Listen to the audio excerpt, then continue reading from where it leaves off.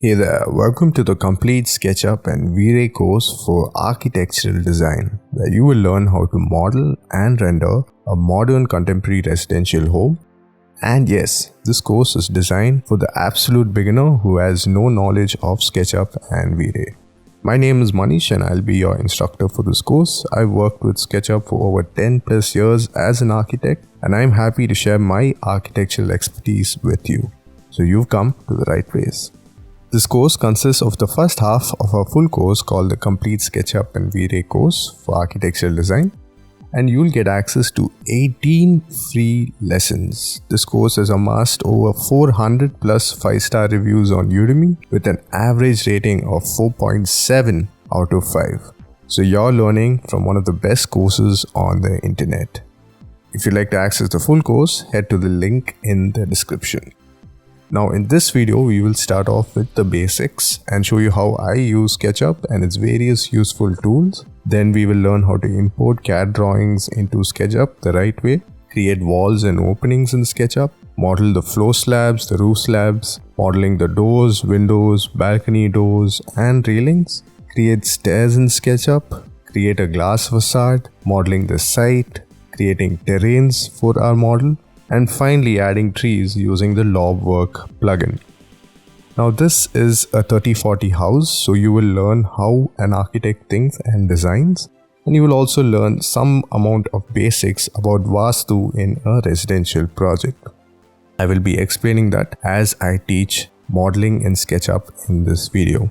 Now there's a whole lot more in our full course where you will learn to finish this residential project and create amazing architectural renders, which you can then further use these skills to enhance your career, business, and build a strong portfolio in the architectural industry. If you'd like to access the full course, head to the link in the description. Also, please do not forget to like and subscribe as it keeps us motivated in releasing more awesome content for y'all, including courses, videos, blogs, and a whole lot more. Now, without further ado, let's jump straight to the course.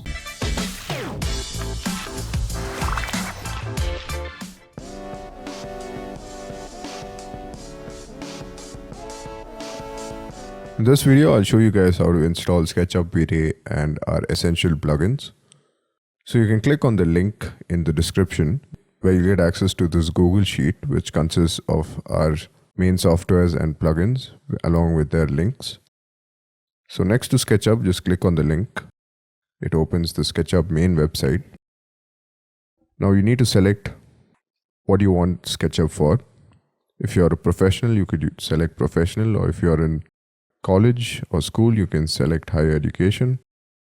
I'm going to click on personal. You need to log in or create an account. I'm going to create an account now. You can sign in with Google as well. And now you need to select options for which you want to use SketchUp for. My interest is going to be architecture. Click on I agree. If you want them to send newsletters and spam you, you can tick this on. I don't want their newsletters, so click on continue to my apps. And now you can download the appropriate software. For in our case, we need SketchUp Pro. So we can click on download next to SketchUp Pro. And now we'll start downloading. After downloading is done, you can open the setup. And now you can click on the exe file to run the setup. And now you can choose your installation language and click on next. It's always a good idea to not install softwares in your C directory because your C drive would get full. So always make an additional drive and install it in that drive. So I'm going to do that now. I'm going to change it to my F drive. Make a new folder. I'm going to install it to my G drive and then click on install. As you can see, at the time of recording this video, SketchUp 2020 is already released. So you can go ahead and install SketchUp 2020 and use it for this course as well. And then you can click on finish. It would be similar for SketchUp 2019 as well. Now if you would like to download the previous versions, you can click on the SketchUp 2019 link. And this will take you to the downloading older versions page of SketchUp. And now you can click on the 64-bit Windows 10. for Sketchup Pro 2019.3, and this would install Sketchup Pro 2019. We're now going to download and install Vray. So again, for Vray, you can just click on the Vray link. Click on Try Free. Comes with a 30-day trial. Same for your SketchUp, which comes for 30 days. You can now log into your account. If you do not have an account, you need to create an account. I'm going to quickly create an account and also put in your name. And once you've entered your details, you can click on Create Account. You also need to go to your mail account and activate using the link which they'll send to you. So go to your mail and go to the mail and click on Activate Account. Now with it activated, you can sign in to Chaos Group website. Okay, now click on Try. Search for Vray for SketchUp and click on Download Vray for SketchUp Trial. They also ask for a number, so you can type in your number. If you're from India, you can type in your Indian number, or you're from another country, you need to type in your appropriate number and click on Get Verification Code. After you've entered the OTP, you will be brought to this page, and now you can select what you fall under. In my case, it would be individual, and then click on Start My Trial Now. And then you can click on Download Trial. You can download the appropriate Vray version as per your SketchUp version. Now since we've already installed SketchUp 2020, we can use Vray Next for SketchUp up to 2020. You can install it even in 2019 as well. So click on Download for Windows if you're using Windows, or you can use Download for another OS if you're using Mac. After the download is complete, you can open the setup file by clicking on the setup. You can now click on I agree. Install it for SketchUp 2020. If you have multiple systems in your office or home, you can use the Vray Swarm, where you use the other systems in helping you render faster. You can also switch on Chaos Cloud, but it will be extra if you want to render on the cloud. Now click on Next. You can leave these settings as is and click on Install Now.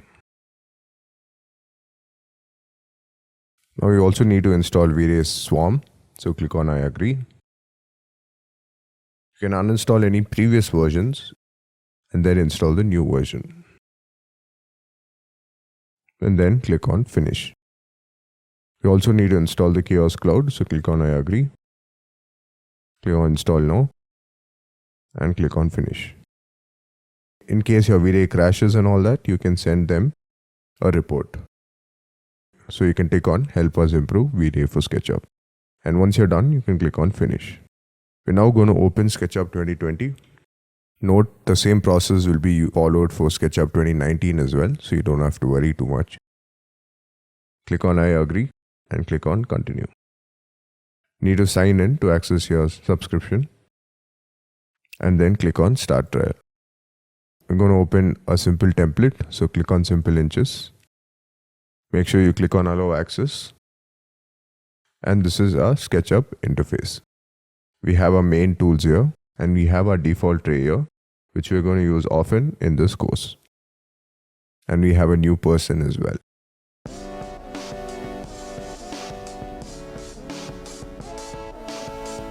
Hey guys, welcome back to yet another video. Now in this video, we're going to install our SketchUp plugins. So you can open the Google Sheet which contains all the links to the plugins.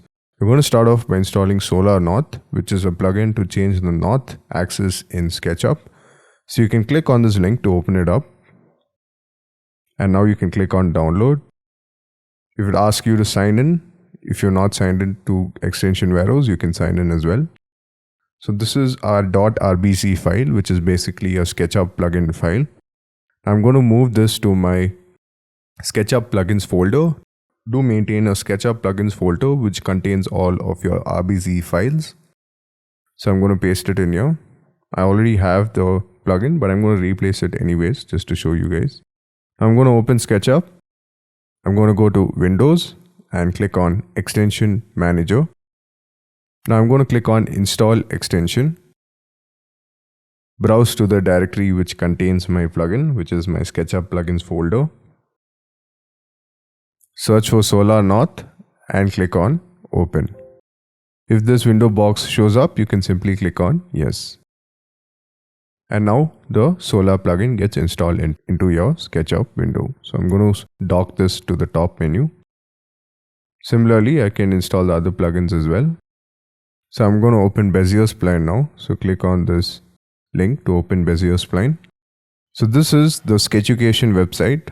You need to log in or register to the website to download the plugin. I would suggest that you register because it's a useful website which contains a lot of useful plugins used by a lot of SketchUp users. So once you've logged in, you'll get the option to download. I'm going to click on download and again move this plugin to my plugins folder. Now I'm going to go back to SketchUp, go to Windows, Extension Manager, and click on Install Extension. Select the plugin and click on Open.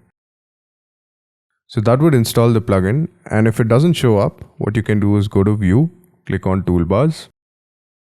So this is the View Toolbars.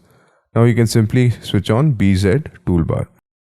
So that is our Bezier Spline plugin, and we can dock it on top. Similarly, you can go ahead and install these other plugins like Curvy Loft. Simply click on Download and install it directly into your SketchUp by going to Extension Manager.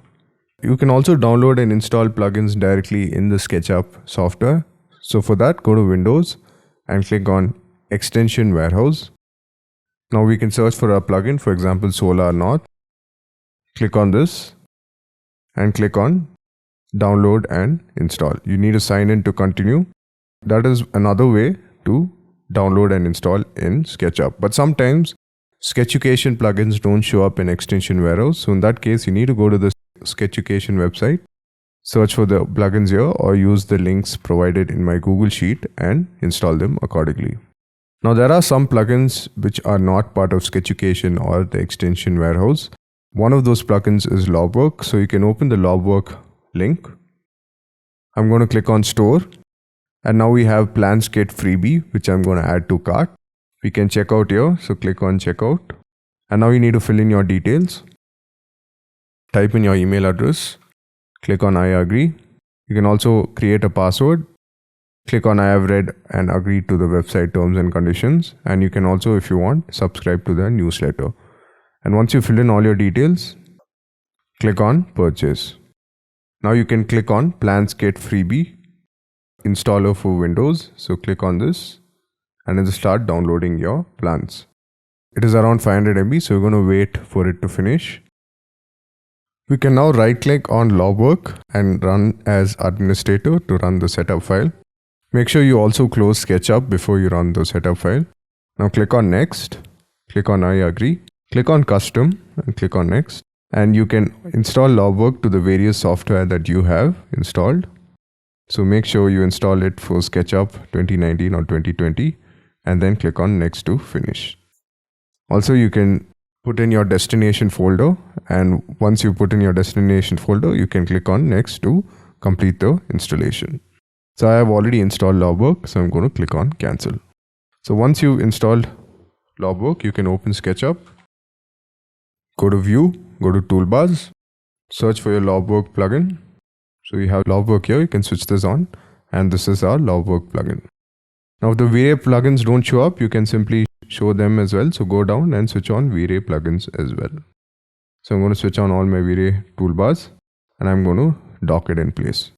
So you simply need to hover at the bottom, drag it and hover at the bottom to snap it to the menu and then start dragging in all your plugins.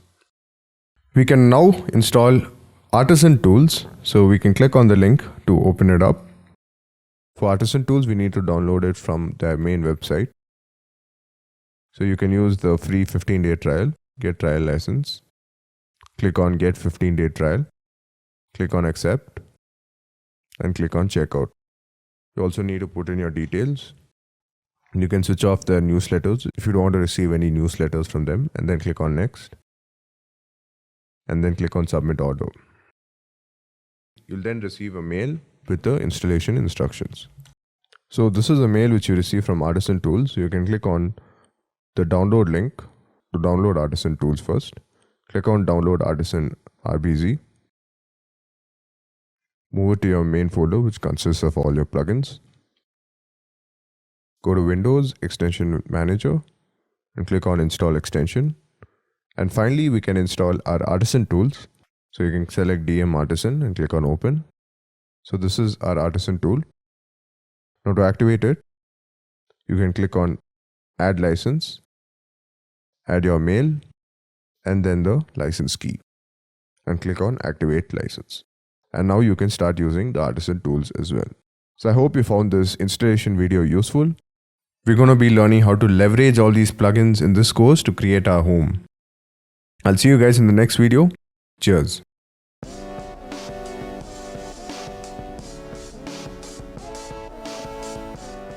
Hey guys, welcome back to yet another video. Now before we proceed to the course, I just want to show you how to access the exercise files. So you'll find the exercise files link in our Google Sheet, which would be part of the external resources for this video and the previous videos as well. So once you open Google Sheet, you can scroll down and find exercise files for every section. We're going to click on this link to open it up. So this is our Google Drive folder with all the sections in separate folders.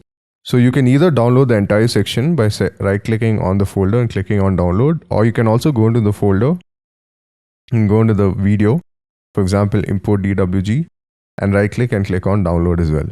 So all the SketchUp files in this exercise files folder is saved in the 2016 version because Vray Next is supported only from 2016 version and up. So I would suggest that you download the latest version of SketchUp or have any version which is above 2016. I will be adding more sections and more folders to this exercise files as and when we produce new sections in the course. So that was a quick tutorial on how to use the exercise files. I'll see you guys in the next video. Cheers.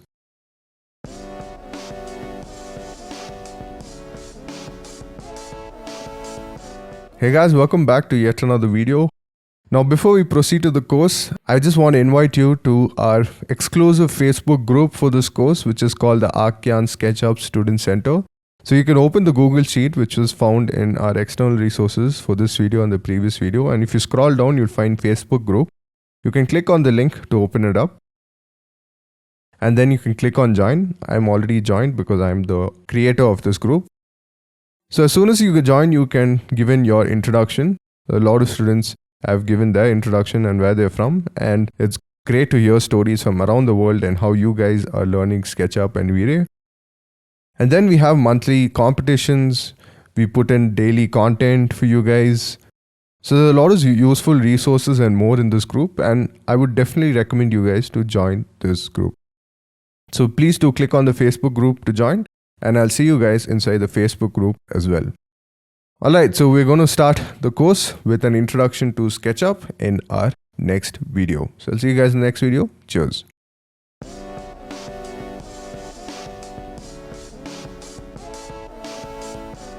Hey guys, welcome to the first section of the course, which is an introduction to SketchUp. SketchUp is a very simple software to use, so we're going to jump right into it and learn the basics.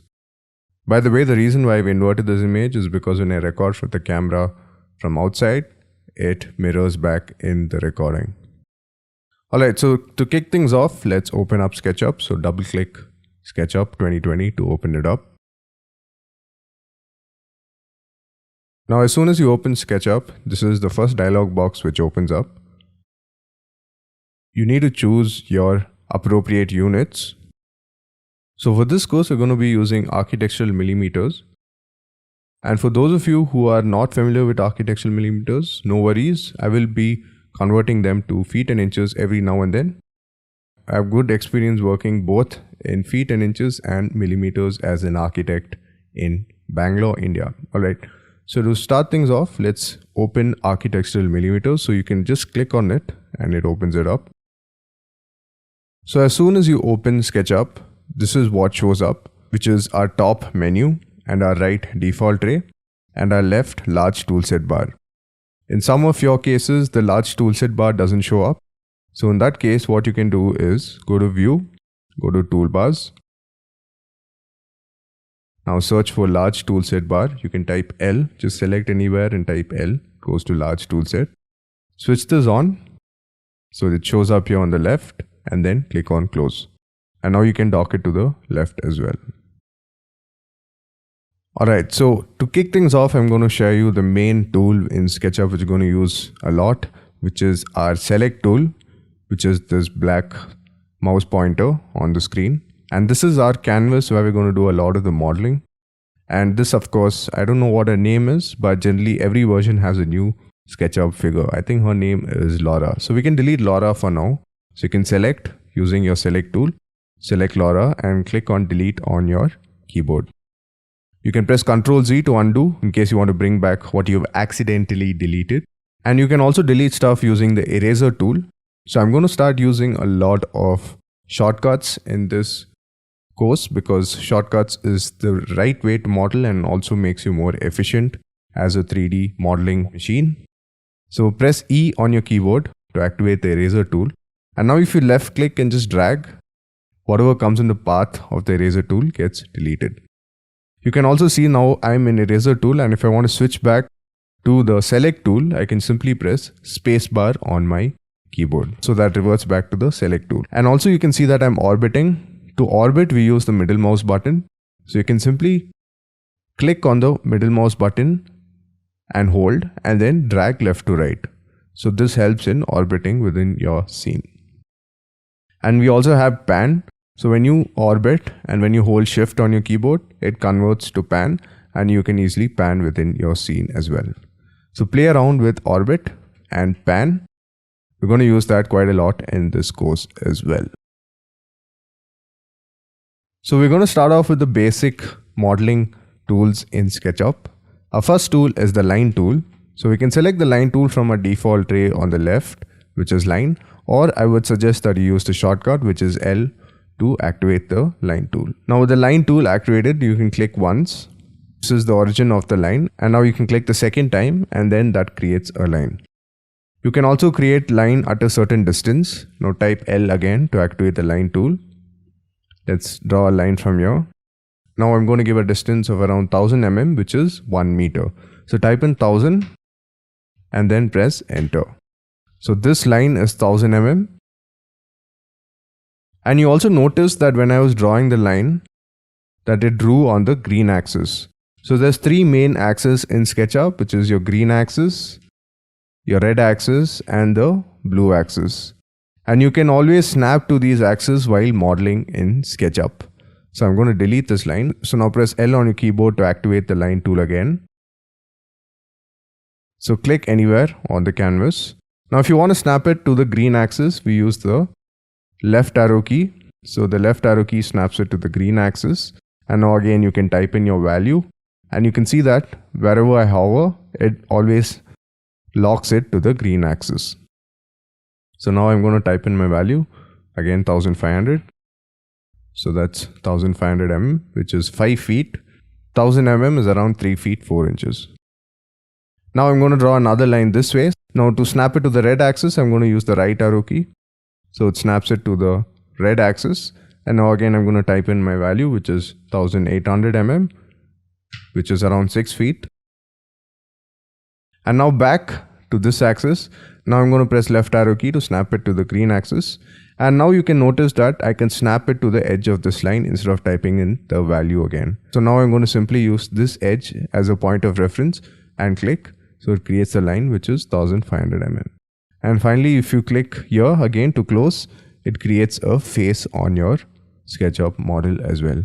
So every object in SketchUp has a face and edge. So this is the face and this is the edge. Now if you double click on the face, it selects both the faces and edges. Now the most important in SketchUp is making a group, because we're going to be using groups quite a lot in this course and is paramount to modeling efficiently in SketchUp. So double click on the face, which selects both the lines and edges. If you select only the face and right click, you cannot make a group. So make sure you double click to select both the faces and edges. Now right click and click on make group. So that makes a group. Now go into the group. So to go enter the group, now you can see that this group is a single entity. It's not separate anymore as I'm clicking once. So to enter the group, you can simply select the group first and then double click to enter the group. So you can see that it creates this dashed line outside. So it means that we are inside a group. And now I'm going to give a projection, which is our first 3D in the model. So to make a projection in the model or a push, we use the push-pull tool. So press P to activate the push-pull tool, or you can click on the push-pull tool from a large tool set. It's also part of the menu bar as well. So now I'm going to select the surface, and you can see that when I hover, it starts to create an extrusion. We can type in a value for our extrusion. I'm going to type in 1500 mm, and it creates a height of 1500 mm. So this is our box.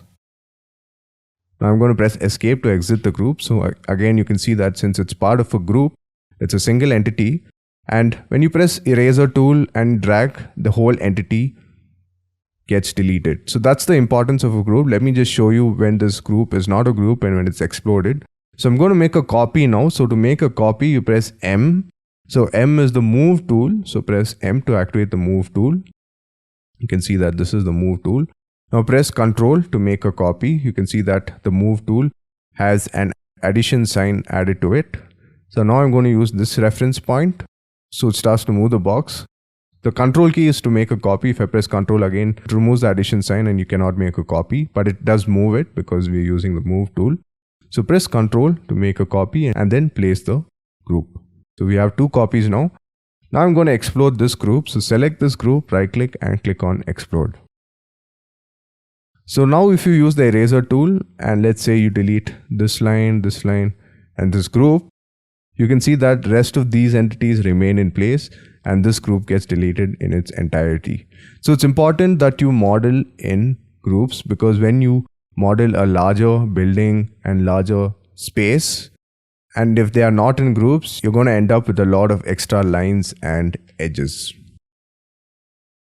There are various other important positives to making groups as well, which I will be explaining in this course. So that was a small introduction to SketchUp. In the next video, we're going to talk about components, rectangles, circles, and the other relevant tools which we use. And we're also going to be assigning shortcuts, some really cool shortcuts, which is going to improve your workflow as well. So I'll see you guys in the next video. Cheers.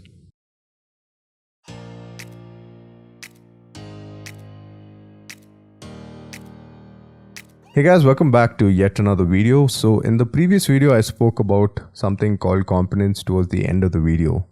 So this is a group. Now what is a component? So I'm going to make a copy now. So press the move tool again, M for move, press Ctrl to make a copy, use this point as a reference and place it here. Now I'm going to make this copied group into a component.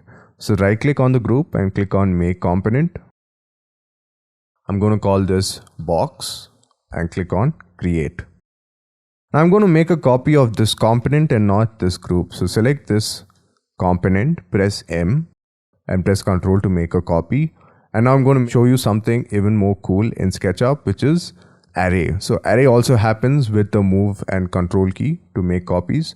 So click once, click the second time. You can also type in a value, say you want to give a distance at around 2500 mm.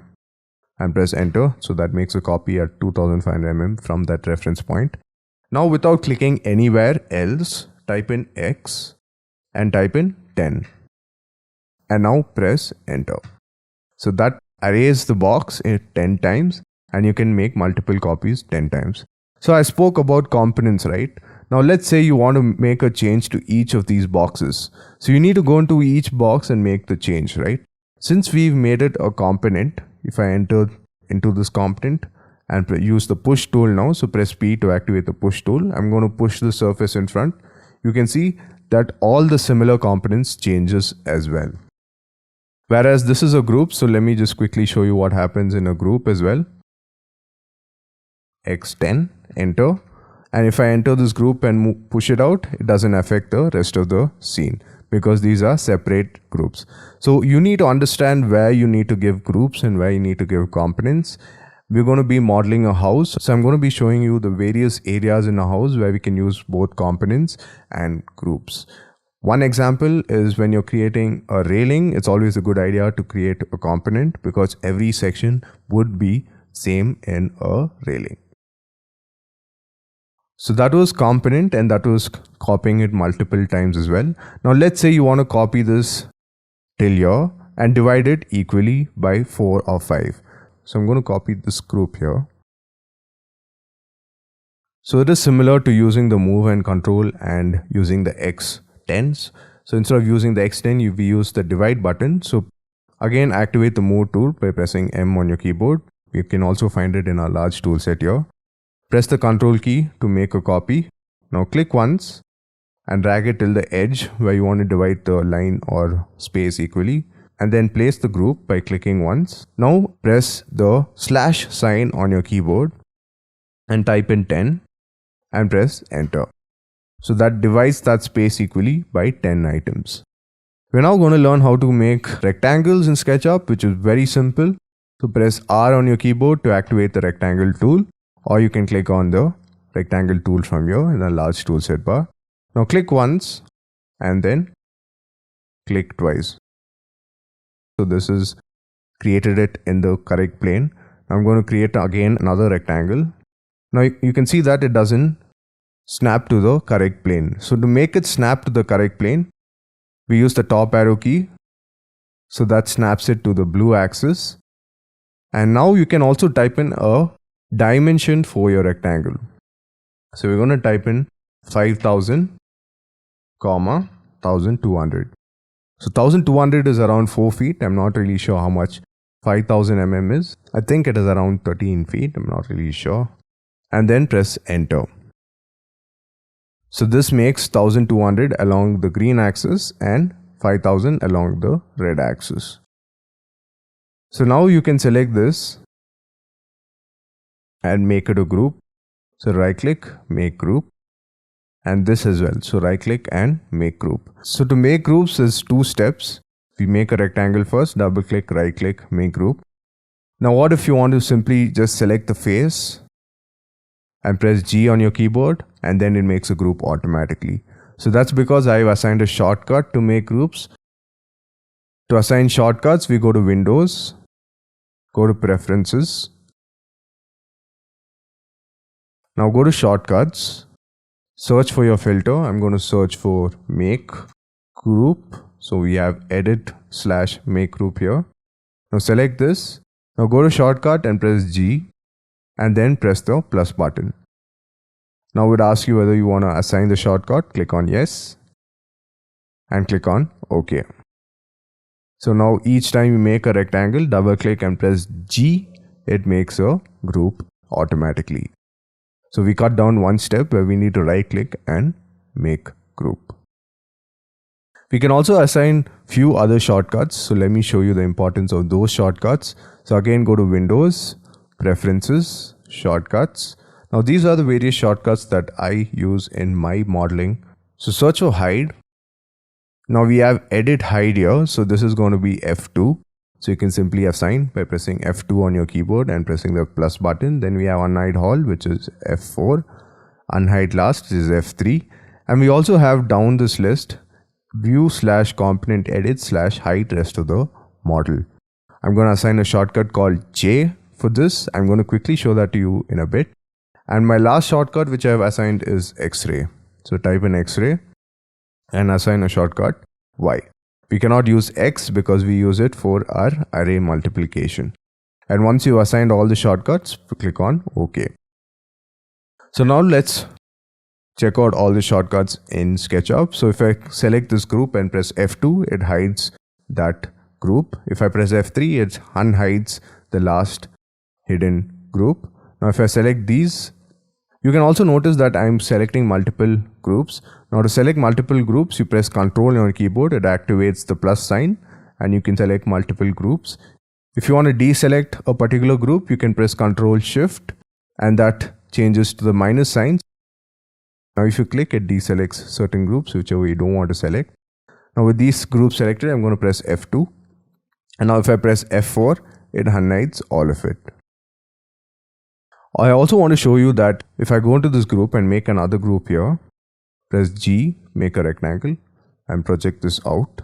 I'm going to hide this inside this group. I'm going to press escape to exit the group. So I've hidden the group. Inside the group, I'm going into the group and pressing F2, and now I've come out. And now if I press F4 or F3, it doesn't work. The reason why it doesn't work is because this group is hidden within another group. So go into the group and then press F3 or F4, and then it unhides the group within the group. So let me show you what group within the group means. So in our default tray, we have outliner. So if you click on outliner, we can see that this is a group within a group. So a group within a group is also called a nested group. We can have multiple nested groups within groups, and we can also have multiple nested groups within a nested group and again within a group. So the hierarchy keeps increasing, but I would suggest that you keep it to a maximum of 3 or 4. Now let me show you what J does when you're modeling in SketchUp. So go into this group. Now if you press J on your keyboard, it hides the rest of the model. So this helps in modeling a certain element in your scene without the other elements having to interrupt you whenever you're modeling. So this helps whenever you're modeling an interior space and you want to hide the rest of the walls or windows. You can simply enter a particular group and press J. So it toggles visibility, and you can go ahead and start modeling your scene. Now I'm going to press escape to exit the group. And X-ray mode is similar to your wireframe in 3ds Max and AutoCAD. So press Y.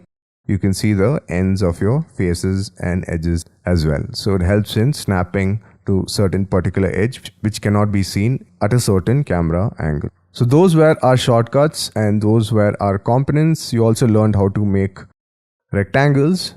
I'm going to quickly show you how to make circles as well. So press C to activate the circle tool, or you can press the circle tool here. So click once, and now you can type in a value of say 1200. Now let's say you want to make a circle at the YZ plane. So we're making circle at the XY plane. If you learn mathematics to a certain extent, you would understand what I'm saying. No worries, I'm going to show it to you right away. Now with the circle tool activated, you can press the right arrow key. It snaps it to the red axis or the YZ plane. And then if you press left arrow key, it activates to the green axis. So now I'm going to just hover over the edges, because if you go to the center, you're now going to find the center point. So hover over the edges, and then you can see that the center point shows. And now if you go to the center, you will find the center. So now click once, and then you can click the edge of the circle to make another circle. And there's one cool tip which a lot of us use to make a sphere in SketchUp, which is using the follow me tool. So I'm going to press spacebar to go back to my select tool. Now select this face. Now click on your follow me tool.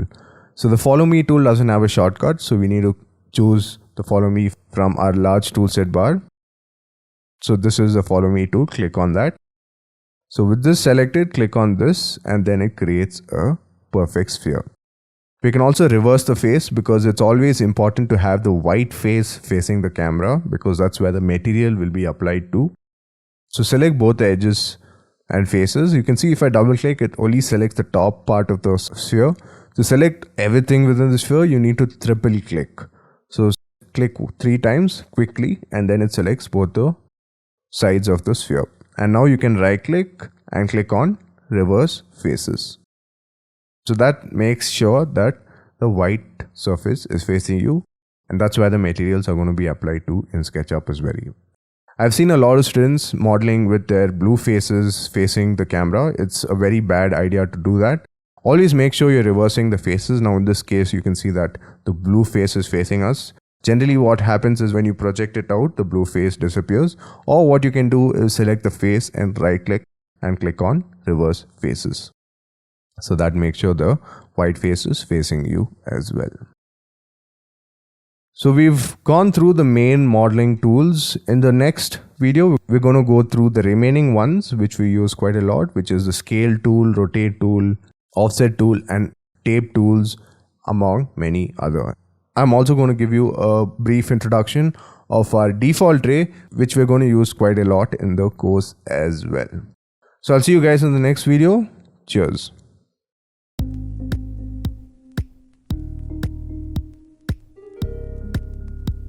Hey guys, welcome back to yet another video of our introductory series in SketchUp. So we're going to go through the remaining few tools which we use quite a lot in SketchUp. So one of those tools is the rotate tools. So to rotate your group or your rectangles, you can select the rectangle. Now press Q on your keyboard to activate the rotate tool, or you can select it from your large toolset bar. You can see that we cannot find the midpoint for a rectangle. So we need to draw a reference line first. So I'm going to do that. So press L to activate the line tool and draw a reference line.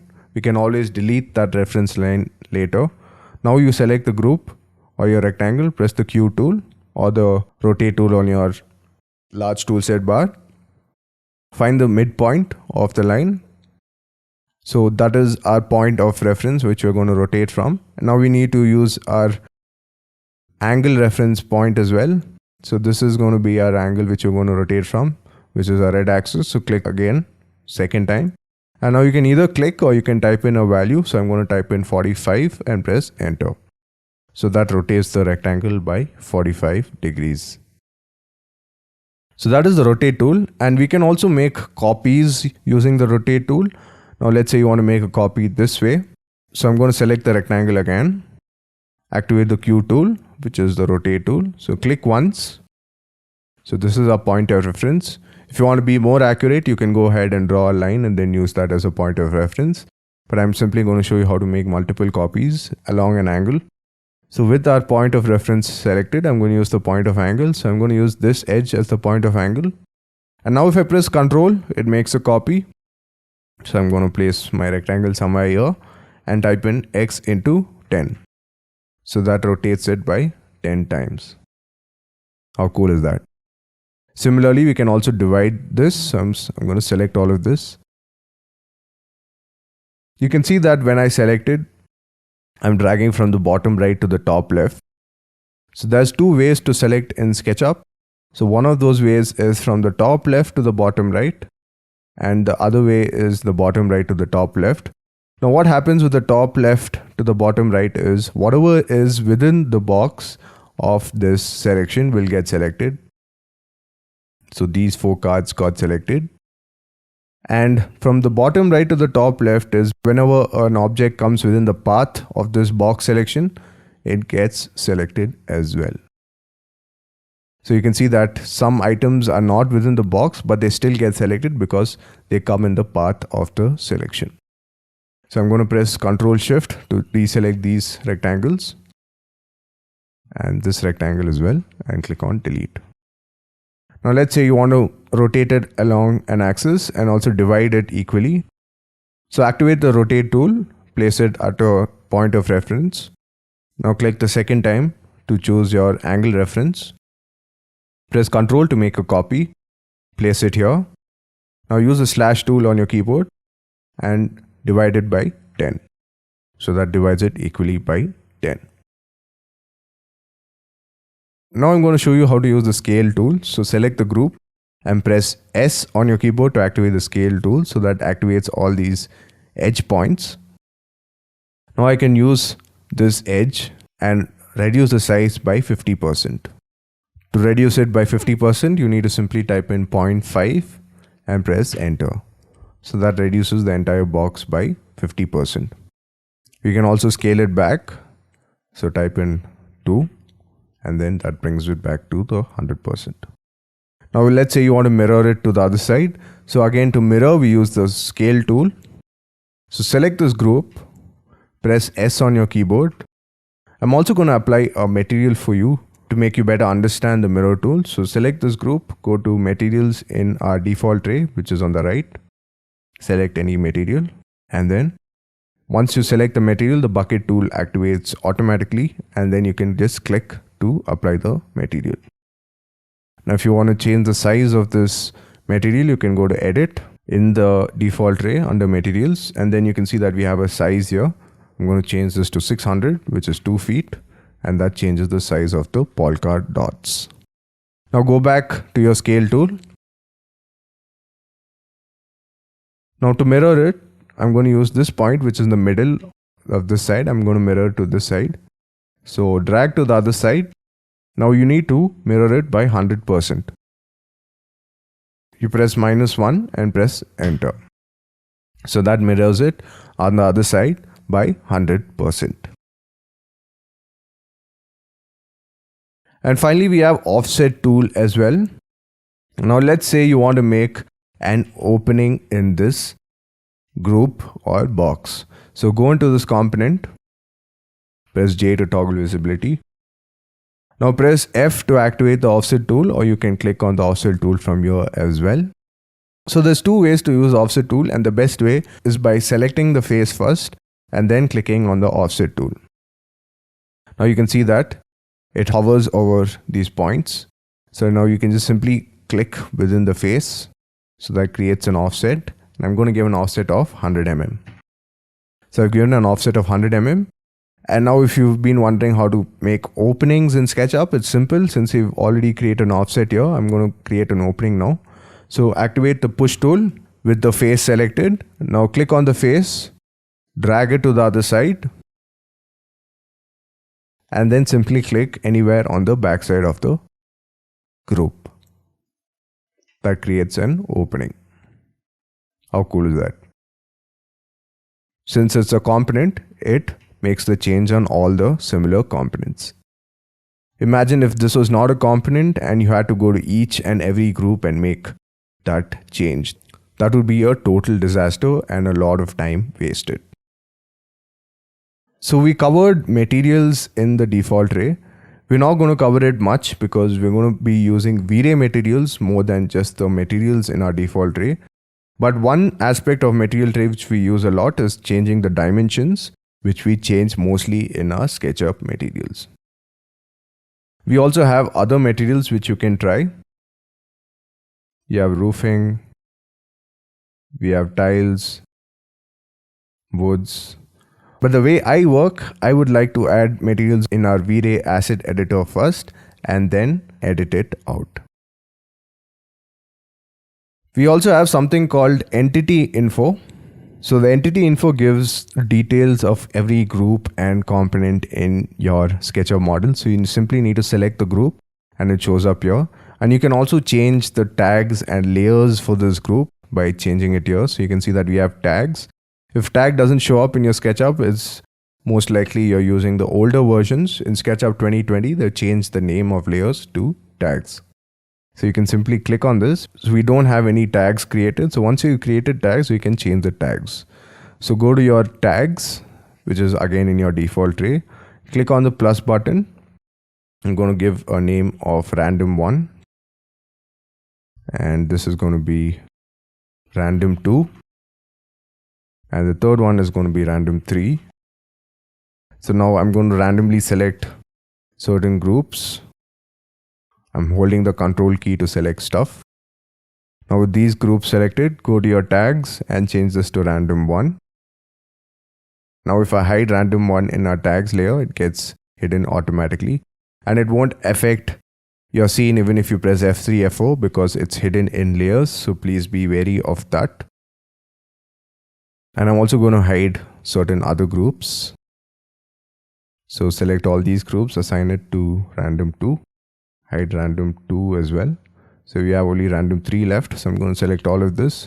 Do a box selection from top left to bottom right to select all your groups and rectangles and assign this to random3. Now I'm going to show you something cool which we also use in our interior design scenes, where you want to show multiple options for, say, for example, a bathroom. We use tags and scenes. So what is a scene? Scene is basically your camera angle in SketchUp. So to set a scene, you can go to scenes on your default tray and click on the add scene button. So that creates a scene which also populates here on the top left. I'm going to create a scene from another angle and click on the plus button. So this is our scene 1. which is the first camera angle, and scene 2, the second camera angle, and finally a third camera angle. Right click and click on add. This is another way to add a scene. Instead of adding it from here in our default tray, you can right click here and click on add. So it's created 3 scenes. And now in each scene, I'm going to hide certain layers. So I'm going to hide, say for example, random 3 and show only random 1. And you need to also update the scene because it doesn't change. Now say for example, if I click on scene 1 without updating, it goes back to the original options. So make sure you update it. So to update it, right click on the scene and click on update. So now if you go back to scene 1, it retains the updated changes. Now go to scene 2. I'm going to show only random 2 in this. Right click, update, and scene 3 is random 3, which is already present. So now if I go back to scene 1, this is option 1, option 2, and option 3 in 3 different angles. In the next video, we're going to explore some more few options in SketchUp, and I'm also going to show you a bonus in the next video where we're going to export out a sectional view in SketchUp and use it as a section in AutoCAD. So you don't have to go to AutoCAD and draft out all these elevations and sections separately. That's the power of SketchUp, where you simply create a 3D model in SketchUp and use SketchUp models to create your elevations and sections. So you're going to quickly run through that in the next video, and then we jump to the most exciting part of the course, which is modeling and rendering our 3D house. I'll see you guys in the next video. Cheers.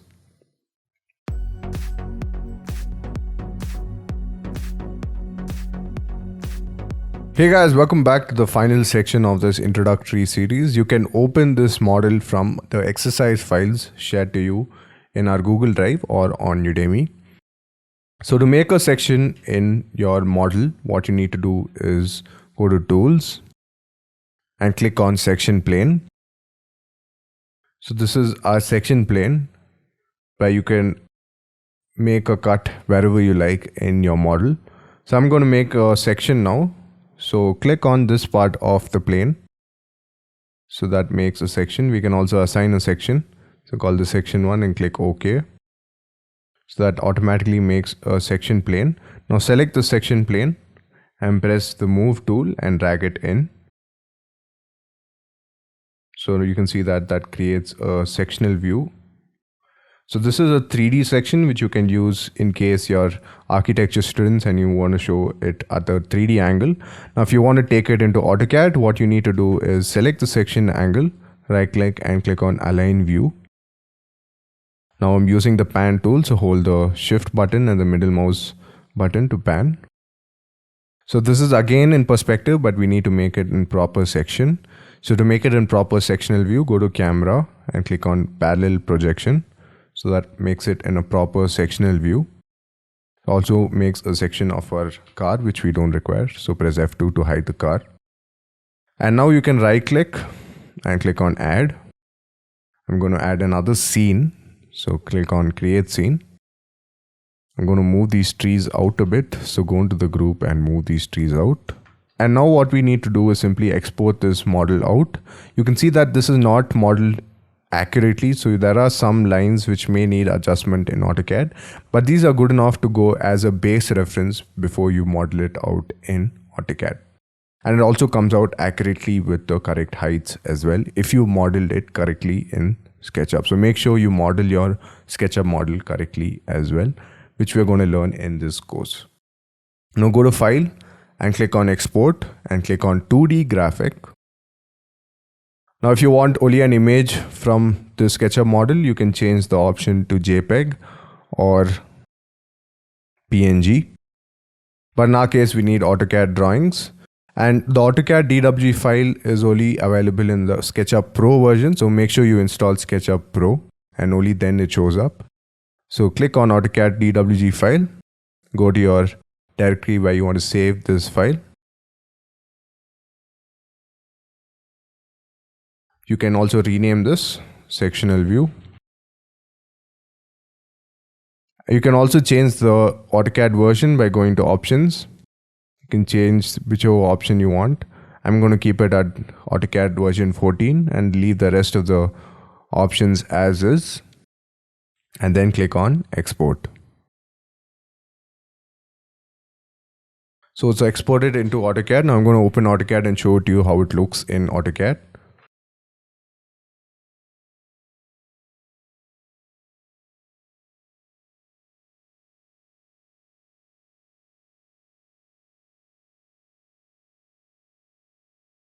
So we can select the AutoCAD drawing and click on open. Click on continue opening DW file, and you can see that it comes in perfectly with all the lines and rectangles. It also comes in with these trees. If you don't want these trees to show up, you can simply hide them in SketchUp and then export it out separately as well. Similarly, we can also export out elevations. So to export out elevations, we need to right click on the section plane and click on activate cut. So that deactivates the section plane. Now go back to camera, standard views, front. So the front view is on this side, so we need to take the left view. So go to camera, standard views, left. So go to camera, standard views, right. Finally, we have our scene. I'm going to hide the trees for now. So to export this out as an elevation, you can hide our cars as well and the cycle. Make sure it is in parallel projection mode. Create a scene. Go to File, Export 2D Graphic. Call this Front Elevation. And click on Export. So now if you open it in AutoCAD,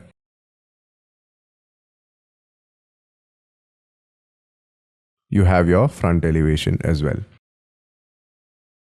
And it comes in perfectly with the dimensions as well. We need to change the size of the dimension, but this is not an AutoCAD course, so I'm going to skip it for now. So it's a 10 feet height, slab to slab house, and we're going to model that in this course. So that is a quick tip on creating sections and exporting it out in AutoCAD. You can also export it out as a PNG if you want to show it off in your presentation boards. One last thing which I would like to show you is the shadows, and it's very important to understand shadows in SketchUp. So you can see that we have our green axis, red axis, and our blue axis. Oops, you can see that the model is clipping, and there's a lot of students who complain about this as well, where they say that when they zoom out, it starts to clip. The reason behind that is because we're using the parallel projection mode. So we'll go to camera and switch to perspective, and the clipping goes away. And coming back to shadows, the green axis is always pointed towards the north. So this is north, south, east, and west. So to activate the shadows in your scene,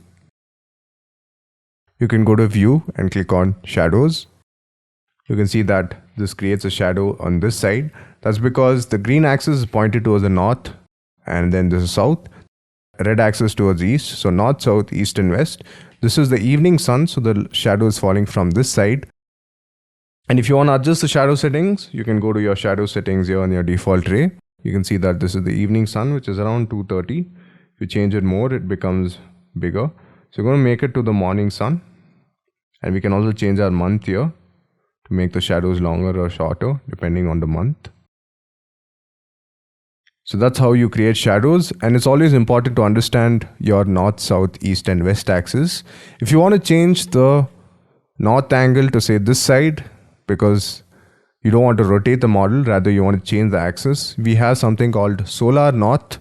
So go to View, click on Toolbars, and activate the Solar North plugin. So this is Solar North, activate that. This is a plugin where we can change the north axis in SketchUp.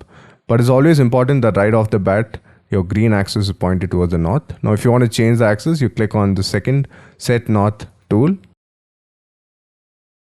Now you click once and then change the axis accordingly. So you can see that the shadows also change automatically. So now the north is pointed towards this side. So north, south, east, and west. And since this is the morning sun, it's falling from the east side. So that's a quick tip. You can notice that we have these two annoying vertical lines that is coming from our Vray asset editor. So I hope you've installed the Vray plugin for SketchUp. So to make it show up in your SketchUp scene, go to View, Toolbars, and scroll down. You're going to find Vray. So I'm going to switch on Vray for SketchUp, Vray Lights, Vray Objects, and Vray Utilities. We also have an additional plugin called Laubwerk. So go to Laubwerk and switch that on as well. And finally our Solar North as well, which is already active. I'm going to quickly dock this to my main menu. So drag the Vray toolbars and place it on the top. You need to hover for a bit for a new space to show up. And then you can dock your rest of the plugins as well. Now to hide this actually comes from our camera settings in the asset editor. So the asset editor is the most important part of Vray, which you're going to be talking quite a lot about in this course in section 3. So click on the asset editor to open it up. So this is our asset editor. Now to hide these lines, you go to settings and you go to render output. We have save frame. So if you switch this off, the save frame also hides. We're going to be talking about it in depth, so do not worry if it confuses you for now. That was just a small introduction to Vray because those lines are annoying me as well. So I hope you got a gist of an introduction to SketchUp. We didn't cover all the tools because it's not really required. But if there are certain tools or plugins that come up, we're going to be covering it in this course. The main idea for this course is to get you up and running with designing and modeling a beautiful looking house, and you will be able to do that well on your way after you've completed the course. So I'll see you guys in the next video. Cheers.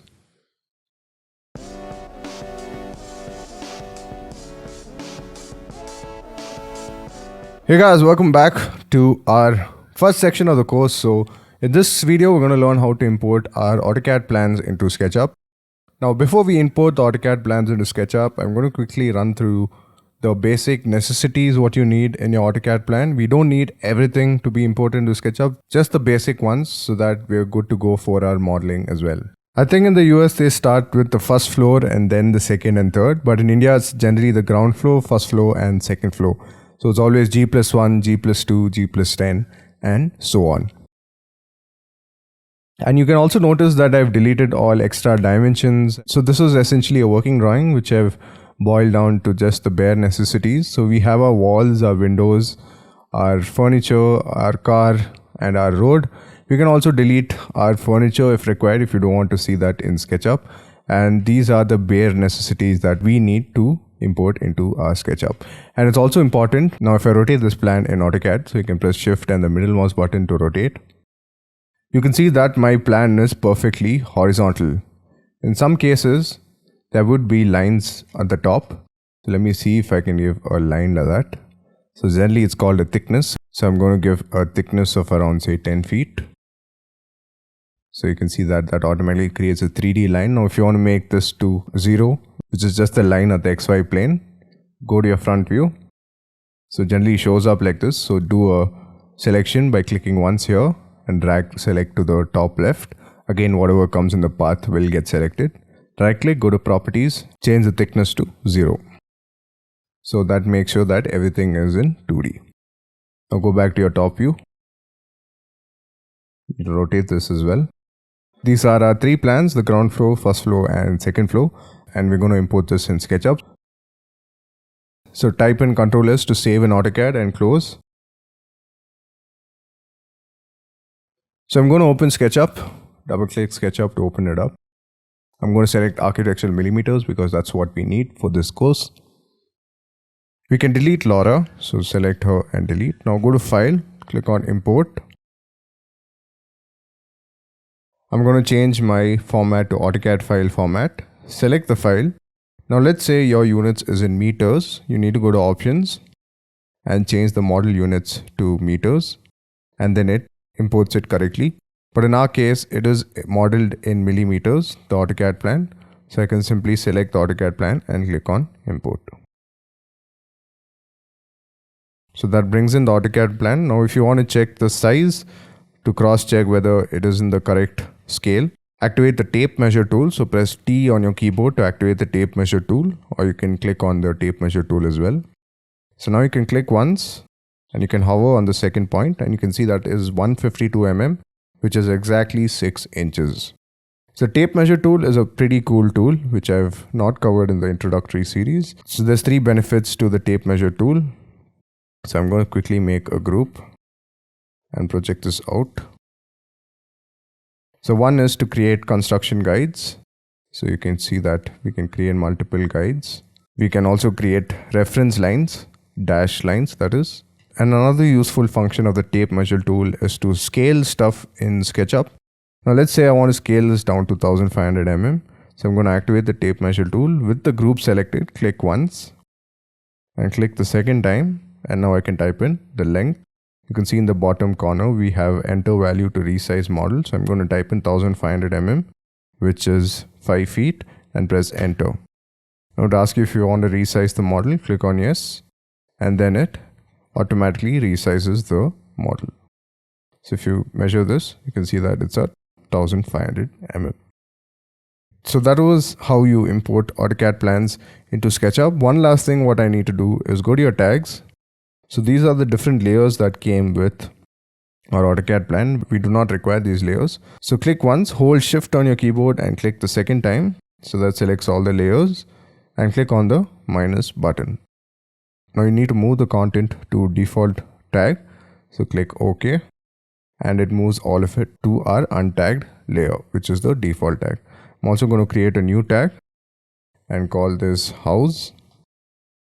You can go ahead and create multiple tags and assign your models to these tags, but we're going to use this tag, and we're going to make this tag as the active tag by simply clicking on the corner of this tag. So the pencil changes here, and this is our active tag.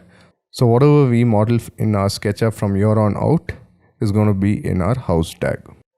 So we've imported AutoCAD plan, and in the next video we're going to start creating our walls, floor slabs and more. So I'll see you guys in the next video. Cheers.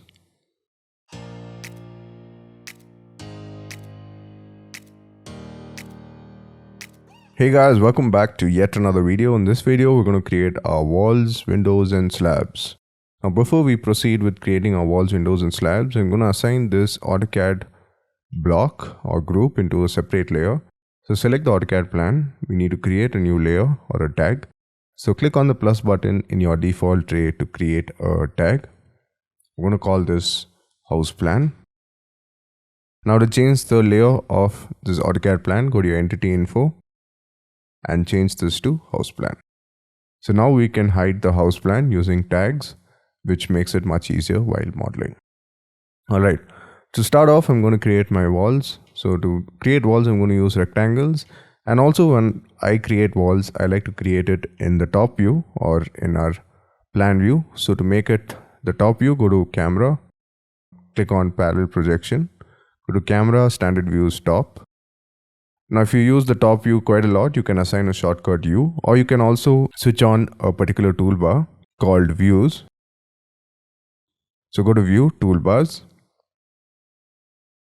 and switch on views. So this is our view toolbar. You can dock it to the top or you can dock it to this side as well. So now if you click on perspective, this is the top view, front, left, back and right. So I'm going to go back to top view. Make sure you're in parallel projection mode as well. So now we can start drafting our plan. Now we do not need to change the north axis.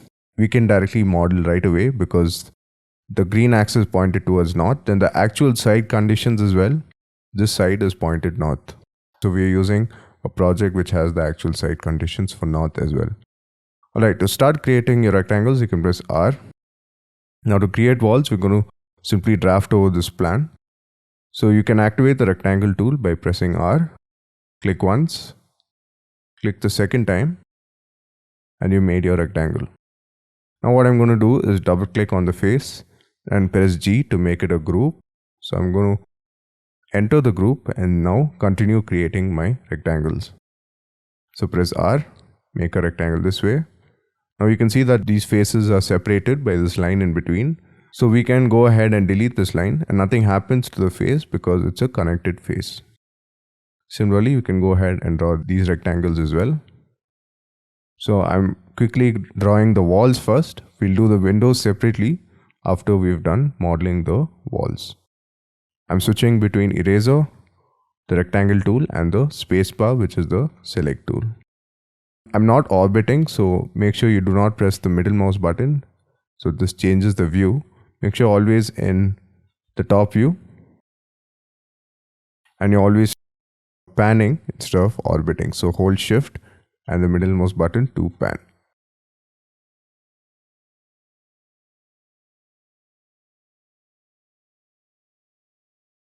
Alright, so we've created our walls. Now we can start projecting these walls up. So my slab to slab height, which is the top of the slab to the next top of the slab, is 10 feet. So which is also called the floor to floor height. So I'm going to press P, which is the push pull tool, and I'm going to project these surfaces top. I'm going to type in the value, which is 10 apostrophe, or you can also type in the actual value, which is 3050, but we can switch between units in SketchUp, and that's why I like SketchUp a lot. So I'm going to type in 10 feet and press enter. So it creates a wall of a height of 10 feet. So you can also check using your tape measure tool. So click once, hover on the top to check the height. It's 3048 mm, also 10 feet. You can similarly project these walls up as well. So now I'm using this wall as the reference height. So select the surface first, press P, and then project this up. These walls as well. Always make sure that when you project it out, it's coming out in the white face. If it comes out in the blue face, now for example, let me just draw a rectangle here. Now if I project this out, you can see that comes out in the blue face. The reason behind that is because of these overlapping lines. So delete these lines and then project it out. We have a window here, so I'm going to undo, press Ctrl Z to undo.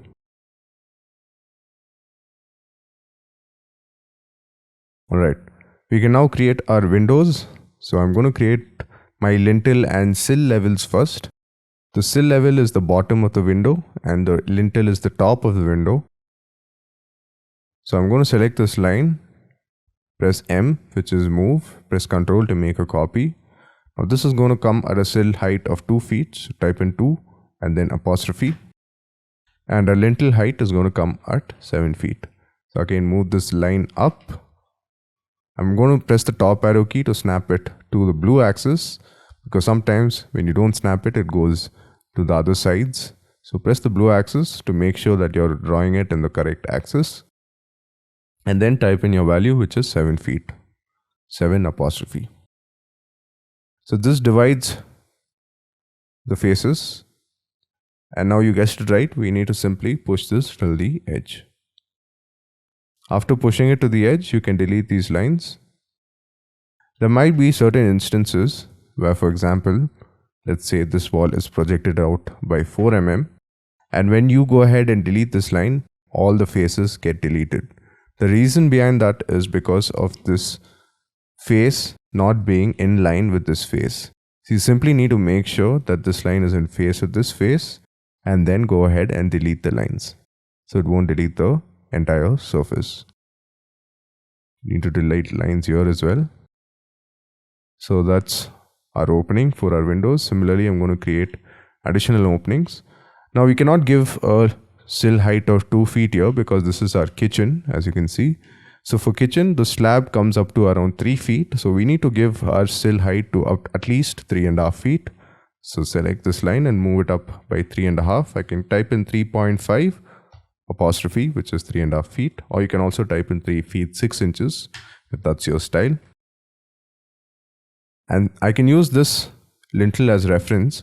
So what I can do is select this line, select all the window lines. This is going to be a full height window, so we do not have to select that. We can select this line. I'm pressing Ctrl to make a multiple selection. This line and this line as well. Now I can press M, Ctrl to make a copy. and push all these lines up by 7 feet. So we moved all of them in one go, and that makes it easier to draw our lintel levels. So I'm going to quickly go ahead and draw the lintel levels for each of the windows and doors. As you can see, when I deleted this line, the face gets deleted because our wall is not in the correct face. So make sure you push it back and then delete these lines.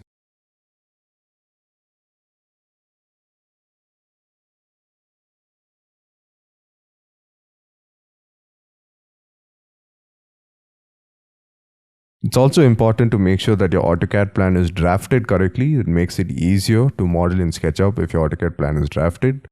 Sometimes some draftsmen do not delete the additional lines, or there are overlapping lines, and that becomes a problem when you're doing SketchUp modeling, as you can see in this case. So I'm just going to push this back and then delete this line.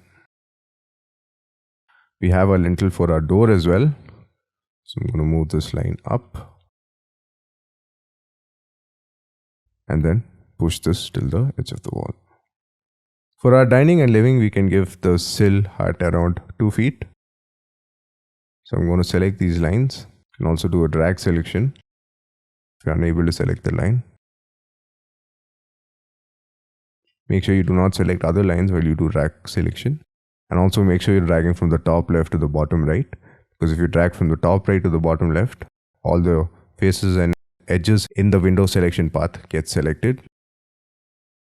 So make sure you don't do that. Pressing Ctrl Shift to deselect all of that again. So we selected all our lintels and move this up.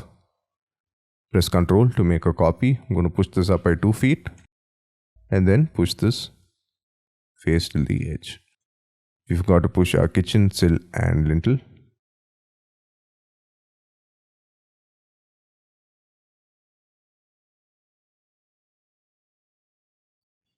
You need to draw a separate line here to divide the face and then move this up.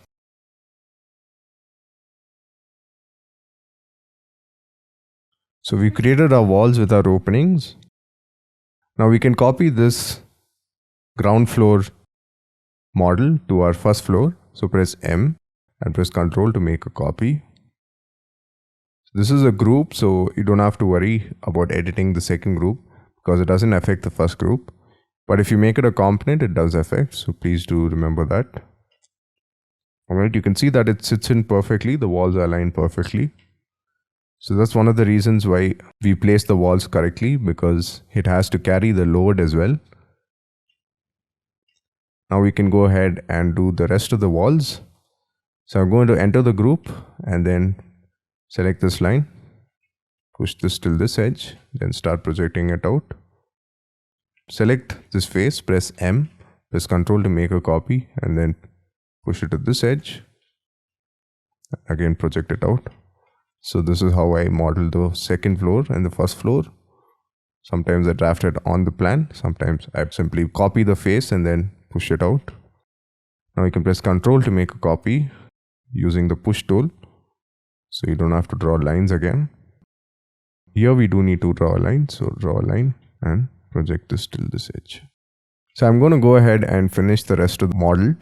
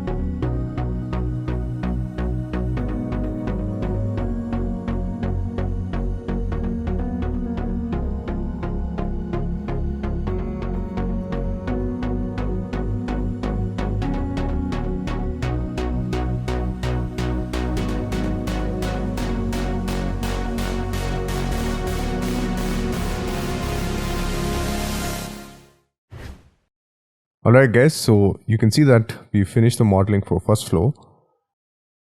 Now this is a balcony, so I need to delete these walls. So the best way to delete them is project them out. Now if it retains the face, what you can do is double click, press G to make it a group, and then press delete. It's always a good idea to make groups and delete so that you don't accidentally delete the adjacent lines.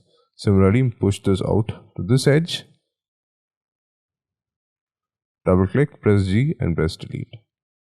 We do have some walls here, so I can project these out and project this out as well. Now we need to similarly delete these bathroom walls because in our second floor we have our studio. Since it's a multifunctional house, our client requires a studio where he can relax for the day, work out and do multifunctional stuff. You can delete all these walls because we have a slope treatment here. Push them till the end. If it doesn't get deleted, you can simply double click, press G to make it a group and then delete. And delete these extra lines if it shows up.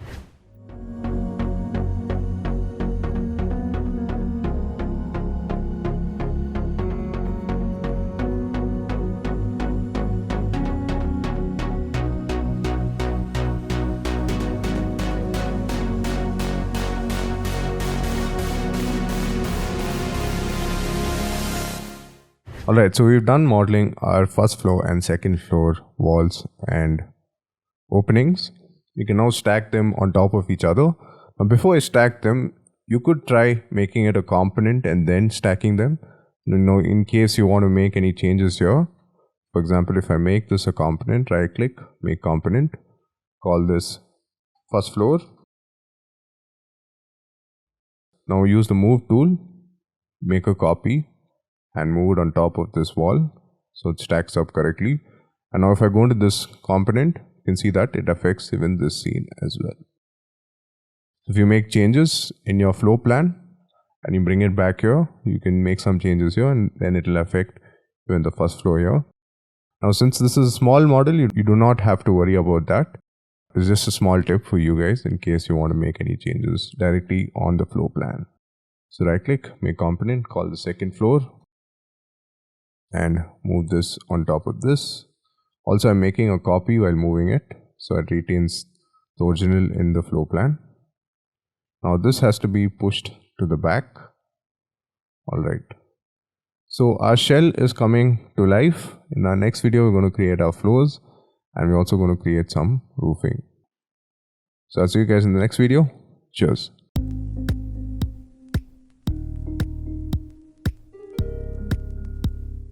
Hey guys, welcome back to yet another video. Now in this video we're going to start creating our floor slabs and also a roofing. So I'm going to make the side first. So what you can do is press the line tool. So click once, click the second time, the third time and the fourth time. If it doesn't create, just go back to the first point and it'll create your rectangle. Now double click on the rectangle, press G to make it a group. Go into the group and give an offset. So this wall is around 100 mm. Generally a compound wall is thicker than this, but we will keep it at 100 mm from now. Now we can delete the inside rectangle and now we can give our compound wall height. So I'm going to give a height of around 4 feet. In India, most buildings are made with a compound wall and it's not really open because there is a lot of theft that happens.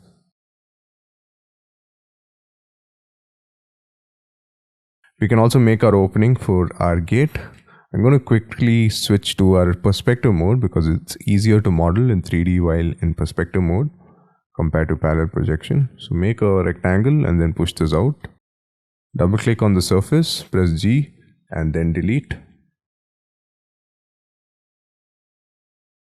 Push this till this edge and push this till this edge. So we're going to have a sliding gate.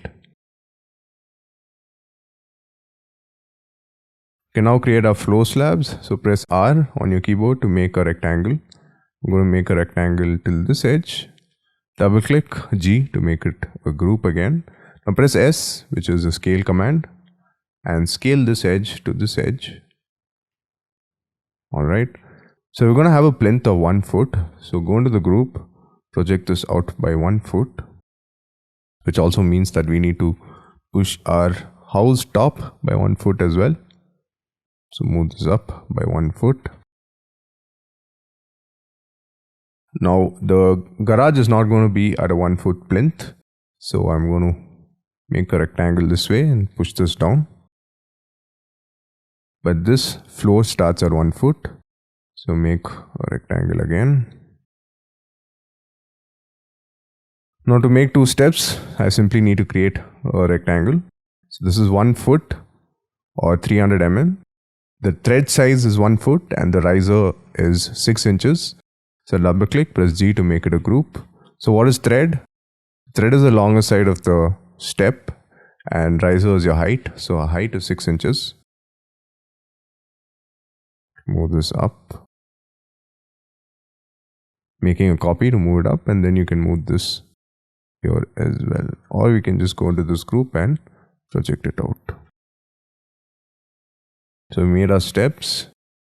Maybe I don't want the step to project so much into space. So I'm just going to push this back a bit. May have to check the door swing, which is 3 feet. Okay, so the reason why we have such a big landing is because the main door is here and it has to occupy the full swings. So those are certain subtleties in design which you develop over a period of time. Alright, so our plinth is created. Now we can create our floor slab. What you can do is copy this plinth on top. So press M and then press the control key to make a copy. Now it's not able to snap it to the blue axis. So what you have to do is press the top arrow key. It snaps it to the blue axis. Now I'm going to place it here. Now go into this group, press J to toggle visibility. So this is 1 foot, which is 305 mm. I'm going to bring this back to 6 inches because 6 inches is a typical slab thickness in India. Sometimes goes down to even 4 inches. Now this is overlapping. Generally in construction, what happens is the floor comes below the slab and then we also have the beams in here. But since this is a visualization course, I'm not going to go in depth on the construction details. It's more for your initial visualization and to impress your clients. So what you can do is just push these slabs in. So press J and push these in. Push this way as well. Now make a rectangle here and push this down to make an opening. This is a staircase opening, so we'll have to push this out as well. Now press J to toggle visibility. Now this landing, it comes up, comes out a bit. So it comes out till the edge of the step. So I'm using toggle visibility and X-ray mode to work more efficiently and faster, as you can see. Now make a rectangle again and project this down. Project this till this edge and we are good to go. Now we can copy this slab to the top. It also covers our bedroom. So go into the group, press J and push this out till this edge and cover this out as well. Now for your bathroom, generally the slab is not at the same level. We generally have a drop for our bathroom. It's called a sunken slab. So these slabs are generally at 10 feet. And these slabs, which is in the bathrooms, they are sunk down by 1.5 feet. I will be talking more about this in the Revit course, which is coming out soon. Now copy this and copy it to the top. We can create a beam here, so we can leave it as is. We can maybe even push this in. We have a beam here as well. So I'm going to push this in by 6 inches. Push this out. There is a balcony at the back, so we can leave that as is. Alright, so we've created our floor slabs. We can now create our roofing slab. So we can just copy this again on top. Move control and make a copy to the top. So we have 10 feet, 10 feet and another 10 feet. So 30 feet in total. Now our slab is sloping. So we can just push this to the edge. What we could do is also make sure these extra rectangles are deleted. So press G, make it a group and then delete. Now select this face, move it out. I'm going to snap it to the red axis by pressing the right arrow key and place it on the outer face of this wall. Now project this out. Select this, triple click to select both the faces and edges of the entire surface. Press G again. So this is a nested group within a group. Now we're going to rotate this. So press Q. I'm going to select this point as my axis of rotation. And this is my angle reference. And I'm going to rotate it to this edge. Now we can go into this group and then push it to this edge. Alright. So now we have certain openings. There's a cutout here. And this also is going to be a sunken slab, which is because we're going to give a garden here. So now we can go ahead and make an opening. So first we need to make a rectangle up to this edge. Press F to activate the offset tool and then offset it out by around 600 mm. Select the face, press P to activate the push tool and push this down. So that creates an opening there. We can also create our opening in our slab, roof slab. So I'm going to make two lines first. This is one line. It also has to be in the same axis. Always make sure you're snapping it to the green or red axis while modeling. Makes it more efficient. Now it's divided this. And divided this way as well. So we have two faces. What I'm trying to do is match it along this wall thickness so there's more harmony in the elevation. Now I'm going to give an offset of around 600 mm and make an opening here. Similarly this as well. Now these don't have to go all the way up. So we'll bring them down a bit. But make sure that your clearance height, which is, let me just go outside the group. From here to here, it's 1830, which is 6 feet. So it has to be at least 7 feet so that your user doesn't keep banging into it. So for example, if you have a 7 feet human being, he's going to be banging his head into the slab if it's only up to 6 feet. So make sure there is enough clearance. Now we can make a rectangle here. Make this a group and project it out. I'm going to project this out all the way till here. I'm going to make a line. So from this edge to this edge, so that divides the face. It doesn't divide it. It's because we didn't draw it in the correct axis. So from this edge up to this edge. Alright, so now it's divided the face and now we can push this out. Now we can select this wall and copy to the other side. Alright, great. Now we have a beam here, so that is around 1.5 feet or 2 feet in depth. So we're going to give a depth of around 2 feet. So 2 feet, enter. Double click, press G to make it a group. Enter the group and then project it out. Now you don't have to worry about these extra lines which are showing up. It all gets hidden when you're doing the Vray render. But in case you want to hide them, what you can do is go into the wall, press E to activate the eraser tool and press shift and delete the lines. And you need to also go to the bottom one and delete these lines. So now you can see that these lines get deleted and looks like it's one face. I wouldn't recommend it because in Vray generally it hides the line automatically. Now we have some beams here as well. So I'm going to make a rectangular beam here. So type in 2 feet and press enter. So it goes this way. So we need to type in comma 2 feet. So comma and then 2 feet. So it takes this dimension automatically and gives a depth of 2 feet. Double click, press G to make it a group. Project it out this way and project it out that way as well. Now in my elevations, I like the lines to match. Now you can see that it goes up this way. What I can do is go into this beam and then just project this down up to the lintel level. So what happens is they give a beam of around 2 feet, and below the beam they give a wire mesh which is only around 50 mm or 2 inches.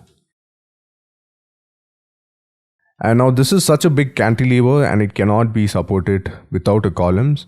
So we have alternate columns to give as well. So I'm going to give a Y column, which is generally a steel column. So I'm going to make a circle now. So press C to make a circle. I'm going to give a radius of around 75 mm. So that's a 6-inch round column. Select the column and press G to make it a group. Go into the group and project it out up to that edge. And also make sure you push it out. Snap it to the green axis and push it out. I'm going to hide the compound wall for now. Move this in. Now what you can do is rotate it. So press Q to activate the rotate tool and change the axis of rotation. So press the left arrow key to activate the green axis. So now I'm going to select the midpoint here. I'm going to rotate this way.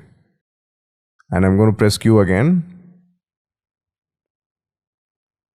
And rotate it to the other side, but this time I make a copy by pressing the Control key. Also make sure you go into the group and project them out this way and this way as well.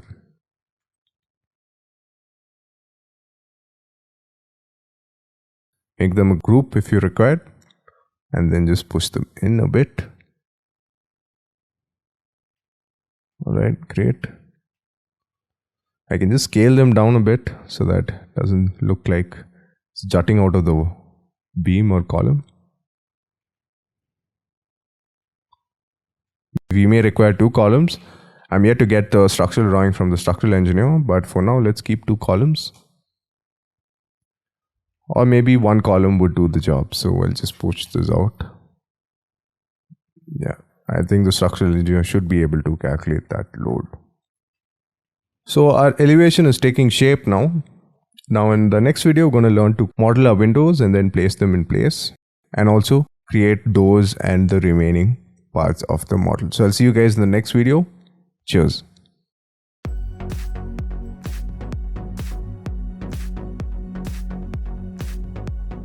Hey guys, welcome back to yet another video.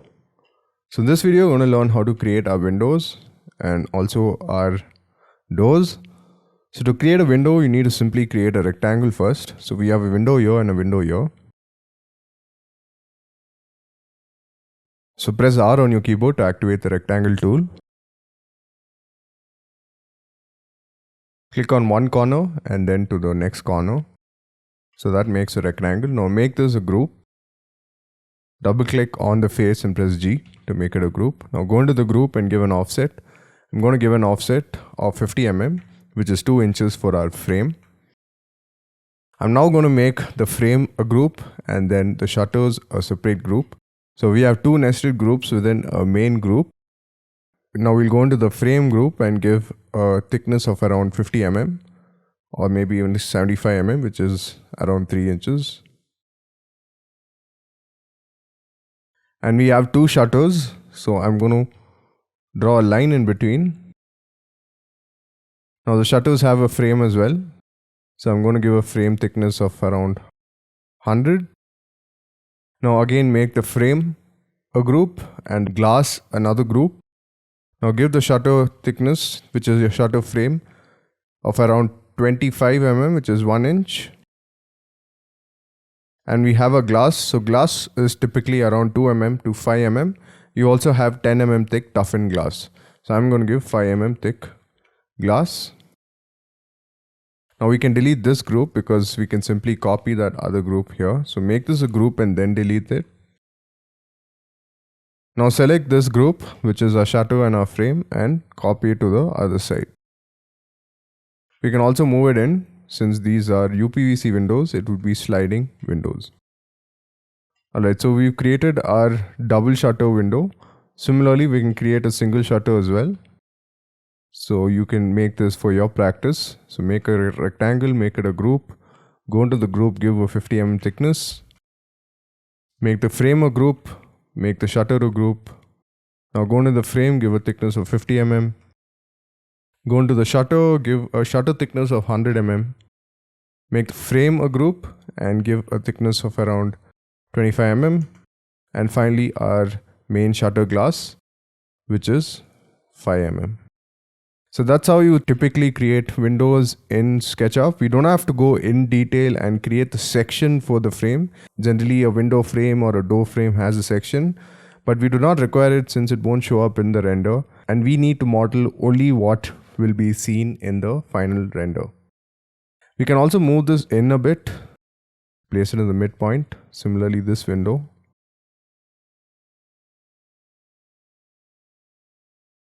Great. We can now create our doors. So I'm going to hide some of these components so that I can model faster. Now to create a door, it's simple.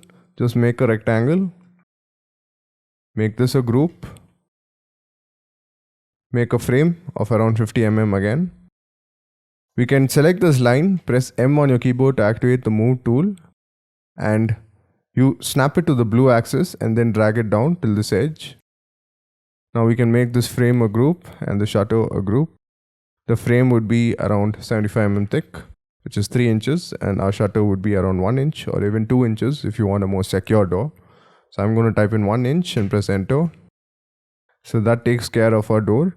There's also going to be a frame at the bottom, but I'm going to leave it as is. For the main doors, generally we have a frame, but we will leave it as is so that guests can enter the house seamlessly. Now we can create a sliding window for this as well. So make a rectangle again.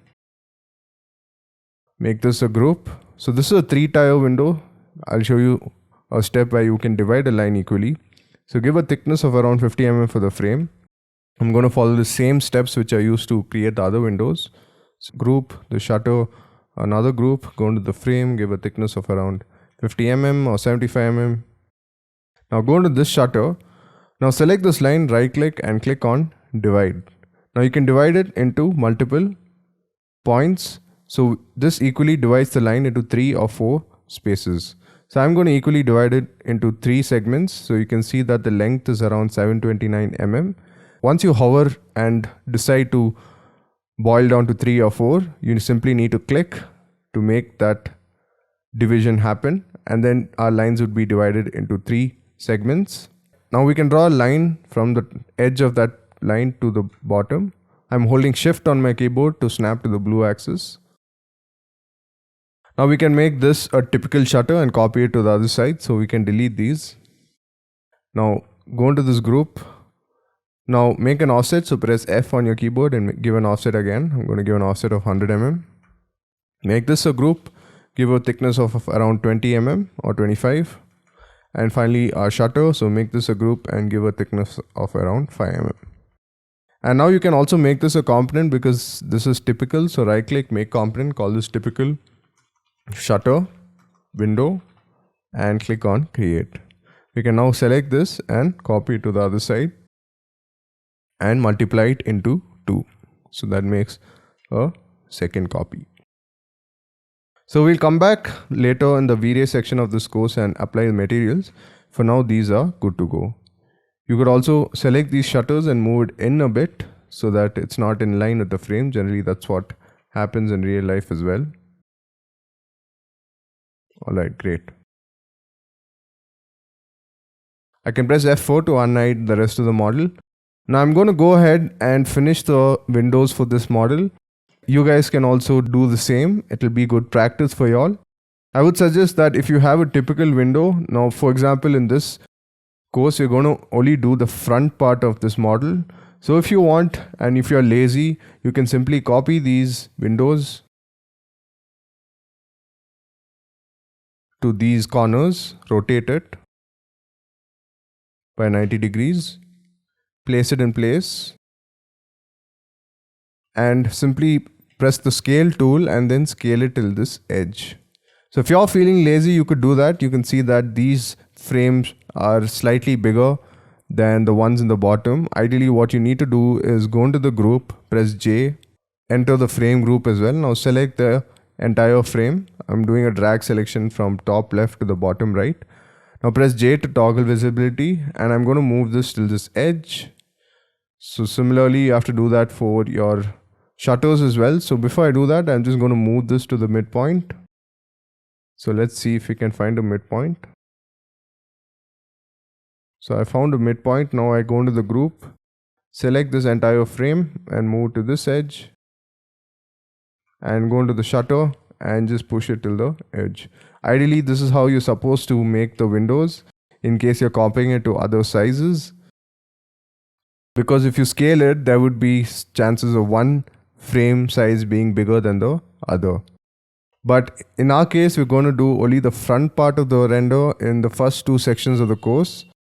So you don't have to worry about the side, but it's good practice for you guys, and you guys can go ahead and complete the entire model in the way I've just shown. So we can just delete this and copy this to the other side. So that's one way. And we can copy this shutter to this side, rotate it by 90, place it in place. Now this is the window of the bathroom. So what we need to do is make the window smaller and also raise the level of the sill level. Typical sill levels for bathroom windows is around 5 feet so that no one can peek into what you're doing in the bathroom. So I'm going to make a line here of around 5 feet. So that gives me a reference point, and I'm going to go into this shutter, press Y to activate the X-ray mode, and I'm going to snap it to this point. So that's 5 feet, and we end up with a 2 feet opening for our bathroom. So 610 is around 2 feet, which is ideal for your bathroom window. You can also make it bigger, but generally in India, we make our bathroom windows smaller so that nobody gets to peek in. Now I'm going to run a time lapse for the rest of this video so that you get to see the modeling process that I follow to create the entire house. You guys can go ahead and create the windows, the doors, and whatever remaining openings are there. And in the next video, we're going to create our stairs and also this large curtain wall, which is going to be openable to a garden in the outside. So there's a lot of light entering the space, and it's pleasant for the user staying in this house. Hang on if you want to see my modeling techniques for the windows, and you'll probably learn something from this time lapse as well.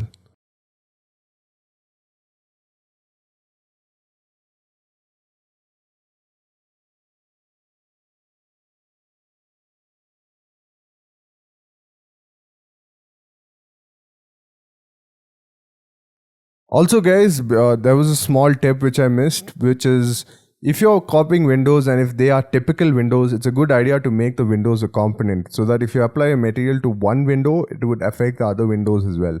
So I'm going to select this window, right click and make a component, call this typical window 1, or you can also call it W1 if that is your window notation in AutoCAD for the window. So type in W1 and click on create, and now we can copy this to the other side. Now I'm going to simply scale this window to the edge because this distance is pretty small and it's not really going to affect the scene or the way you look at the window. This frames look pretty much equal, so you do not have to worry if the change is very subtle.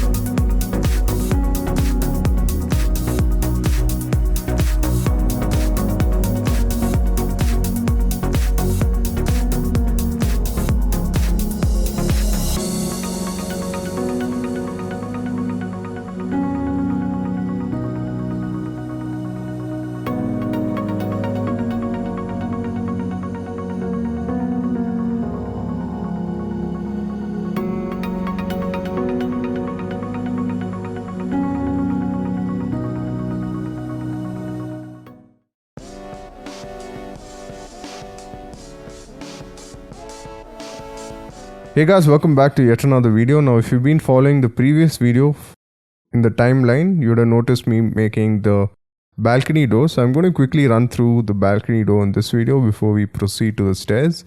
So make a rectangle first from one corner to the next corner. Make this a group. Go into the group and give an offset of 50 mm. Make the frame a group and the shutter a group. Now go into the frame and give a thickness of around 100 mm. Go into this shutter, now press J. Select this line, right click, divide. I'm going to divide it into 4 segments, which is 700 mm, which is short, which is around 2 feet 4 inches or 3 inches. Now select this line and copy it to this side. Make sure you copy it to the edge point. Select this. Now make an offset of around 100 mm. Make the frame a group and then the shutter a group. Go into the frame and give a thickness of around 25 mm, which is 1 inch. And I'm going to give a thickness for the glass, which is around 5 mm, which is I think around 1/4 of an inch. Now I'm going to make this a component. So right click component, call this typical shutter, window 1. Click on create. We can go into this group and select this and delete it because we do not require that. Now select this typical shutter window, select from one corner point to the next corner point and multiply it into 4. Into 3 that is. So that creates your sliding window and it's good to go. I can press F4 to unhide all. We can also quickly create our balcony railing. So I'm going to make a rectangle. This is going to be a glass railing. So it's again only around 5 mm thick. So you can see in the bottom right corner it's 32 mm/1830. So I'm just going to type in 5 mm and press enter. It takes the 1830 distance automatically. Now make this a group. Select, double click and press G to make it a group. I'm going to give a balcony height of around 750 mm. That's what they typically give in residences. Ideally it should be around 3 feet, which is 900 mm, but 750 is also pretty good. Now copy this to the other side. Before you copy, make it a component. So right click, make component, call this glass balcony rail and rotate it. Press Ctrl to make a copy. I'm using a reference point and rotate it by 90 degrees. I'm going to place this in the corner and simply. Now you can notice that if I make any change to this, it would affect that as well. So instead of pushing it, you can scale it so it doesn't affect the other component. And also make sure you push it in a bit. Alright, so we have our balcony rail and we're good to go. Also, this is going to be a sunken slab because we're going to keep a garden here, which is a small tree which would come out from this opening at the top as well. So there's a lot of light entering this house and it's definitely a dream home. And finally, we also need to make an opening here because this is actually a balcony door which opens up to the garden here on the outside. So go into this wall. I'm going to move this line, select this line and move it to the top and make an opening. I'm going to select a large balcony door. Could potentially select this as well. So make a copy and place it here. Rotate it by 90 and place it exactly at the corner. Now simply scale this down. We do not have to worry about the exact proportions of the balcony door because it won't be seen in our final front rendering. But if you're particular with the proportions, I would suggest that you go into the group and move the balcony door accordingly. I'm going to push this to the top. In the next video, we'll learn how to create our stairs, our railings, and also our glass facade. So I'll see you guys in the next video. Cheers.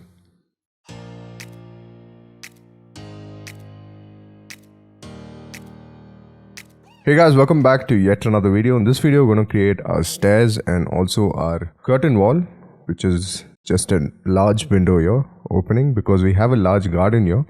It's a great space for you to just sit and relax and watch the garden. So I'm going to hide this slab for now. Now we have our stairs in the ground. So what we can do is actually select the stair or the plan, AutoCAD plan, and move it to the top. So I'm selecting some random point and just simply snapping it to the top. Press F3, so now you can see that the plan is on top of the floor slab. So to start off, I'm going to create my stairs from this direction. So in India, for Vastu, we follow the clockwise direction while creating stairs. Apparently that helps in bringing good vibes to the house. So we're going to start from here, go top, and then end up to the first floor. So to start off, we're going to first create our step. So press R on your keyboard to activate the rectangle tool. Now click once and click twice, so that makes a face. If it's not seen, you can simply hide that floor and then it shows up. Now select this, double click to select both the faces and edges, and press G to make it a group. So now it's a group. Now enter the group and push this out by 6 inches. So you can type in 6 inches and press enter. So that makes a step. We're going to make this a component. So right click, make component, call this stair step typical, and click on create. Now we're going to make a copy and create a stair. So press M on your keyboard to activate the move tool. Press Ctrl to make a copy. Select this point and place it on this point. So now it makes one step. Now type in X into 10. So that creates 10 steps. I think 10 steps was a bit too much, so we can delete these. We can just check if this is in line with the step. So make a reference line, and you can see that it ends here correctly. So we can have one more step, which is our landing. Now I'm going to right click on this component and click on make unique, so that if I select this, it doesn't affect the rest of the components. Whereas if I select these and push this out, it does affect the rest of the components, because these are similar components and now this is a unique one. So this is a dog leg staircase. So what I'm going to do is push this slab also to this edge. So we have a large nice landing. And it's important to know that in stairs, especially at homes, after every 10 steps, you need to have a landing. So even if you give a straight stairs, you should make sure that you have a landing after 10 steps as per standards. But in some cases, for example, Japanese homes, they don't really give a landing in between, and the stairs go right away to the top floors. Now I'm going to select this step and make a copy and place it here. I'm going to move it on top. I'm holding shift to snap to the blue axis. And I'm also going to make this unique, because this flight of stairs is going to be different. So flight of stairs is this is one flight, and then we're going to have another flight. So right click, click on make unique. I'm going to make a copy, so press M and then Ctrl to make a copy. Click once, click twice. I'm going to type in into 10, or it's supposed to be into 8. So we can delete these and delete this. So now we have our stairs. Now this doesn't really work in the real life, because you can see that we need a slab in the bottom of these stairs, and these are called monolithic stairs. And you can also see that we have to adjust our windows, so this is placed in a wrong manner. So I'm going to select all these stairs for now, make this a group, and then I'm going to select these steps that is, and make it a group. So we're going to create our monolithic stairs in this video, and we're also going to have future sections where I'm going to show you different types of stairs. So that's for later. So to create a monolithic stairs, go into this group. Now press J to toggle visibility. We're going to go to the left view, so go to camera, standard views left. Click on the zoom extents, which is this. We need to go to the front view actually, so go to camera, standard views front, and click on the zoom extents. I'm also going to camera, parallel projection. Now I'm going to make a line. So I'm going to make a line from this edge to this edge, and then back here. I can select this line and copy this down, and this line is going to go all the way till here. So you can see that if I drag along this angle, the pink color shows up, which means that it's snapping to this angle, and you can hold shift to snap it to that angle and then place it here. So that makes a face. Now you can make this a group and copy it to the other side. So I'm pressing Y to see the X-ray mode, and I'm copying it to the other side. Great. Now what you can do is, you can see that these lines are overlapping. So you can simply go into the component, select the eraser tool. Now hold shift on your keyboard and delete these lines. So now if you go back, you can see that those lines get hidden. Similarly, you can go into the slab as well and delete this line. So now you can see that it doesn't show up. Finally, we need to also match this with the floor slab here. So Before I delete that line, what I can do is go into this group and extend these lines. Now you find the intersection here, place it here, and finally close it off. So the line was not drawn. Now we can finally draw our line. I'm going to make this a group and then push it out till the edge. Alright, now we can select this and explode and delete this line. You can see that it's not gone all the way till the edge, so make sure it goes all the way till the edge and delete these lines. Great, so we have a floor slab and we need to finally hide this in case you want to hide. Doesn't really matter if these lines are hidden or not, because once you do the V-Ray rendering for your interior scene, these lines would not show up. I'm simply showing you how to make a stairs in SketchUp. You can go ahead and do it on your own. We're not going to be rendering it in this section, but we will keep it for the future sections in case you would like to do an interior scene as well. Now similarly, we can create our floor slab for this as well. So go to this staircase group, make a line, select this line and copy it down. Now you have to make the connecting line. So connect this line and finally this line. So it makes a face. Now select this face, make a group and push it to the other side. If you find that these walls are coming in place, what you can do is simply hide them till you're done modeling the stairs and then press F4 to unhide. So I'm pressing F2 to hide and F4 to unhide. Now go into this group, press J to toggle visibility. I'm going to snap it to the pink axis and place it at this point. And similarly this line as well. Now I can draw a line here and connect that face. Press J to toggle visibility again.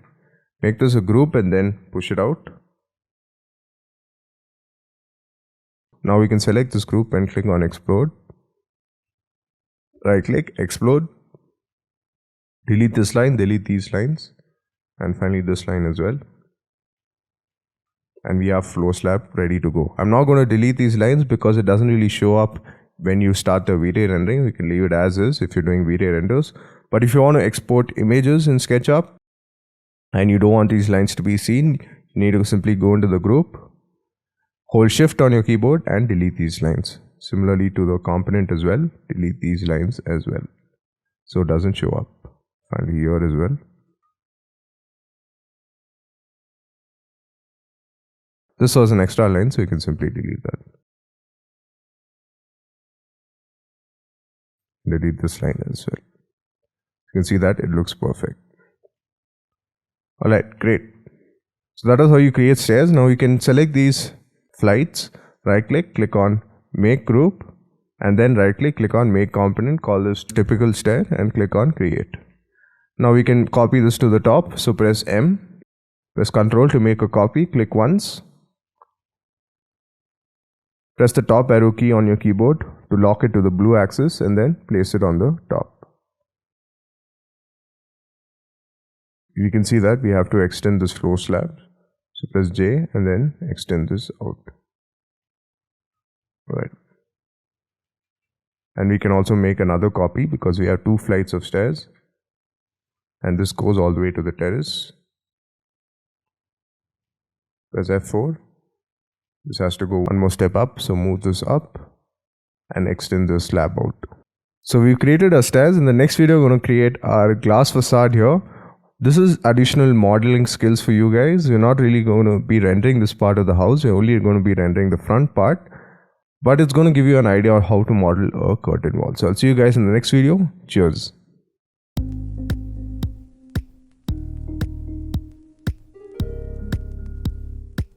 Hey guys, welcome back to yet another video. Now in this video, we're going to create our parametric curtain wall for our stair area.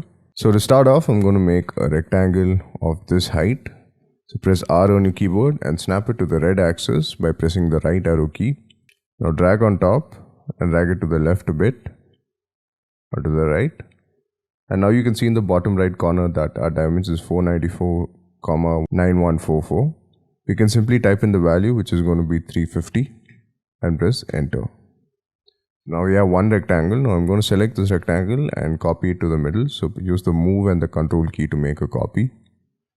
I'm going to place it in the middle and again place it in the corner. Now I'm going to use my Bezier spline curve to make a Catmull spline. So to activate the Bezier spline toolbar, go to view, toolbars and switch on BZ_toolbar. So that's our Bezier spline toolbar. You can dock it to the top. Now what we're going to do is select this face. We can use our Catmull spline, or you can also use the Bezier classic curve, but I'm going to use Catmull spline. And now I'm going to create a spline along this surface. So I'm going to click on the top. I'm going to start this way. Make another point here. Make sure you're drawing it on the face. Another point here. And finally another point here. Once you're done, you can right click and click on done and switch to addition. So that switches the addition. And now you can drag it in if you want to adjust the spline. Alright. Similarly, I'm going to again create a Catmull spline here. So select the Catmull spline and start clicking. So click once. So you can see that we've gone this way. So we go to the other side now, just to make it more parametric or more fluidic, that is. And click the last point and right click and click on done and switch to addition. Now I'm going to select the first line and simply drag it to the other side. You guys can go ahead and create another line for this last face, but I'm going to keep the first line in place. Now we have 3 surfaces and they're split as well. But before that, I'm going to select this line and just edit it a bit. So right click, edit Catmull spline, and I'm going to drag this point a bit to the right so that there is some thickness here. Otherwise, it doesn't work construction wise. Alright. Now I'm going to select this face, press G and delete.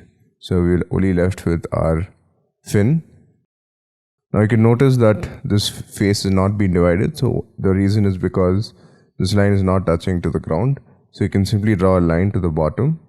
Make sure you snap it to the pink axis, which means that it's moving along this line's angle, and then click to divide the face. Now you can select this face, make it a group and delete.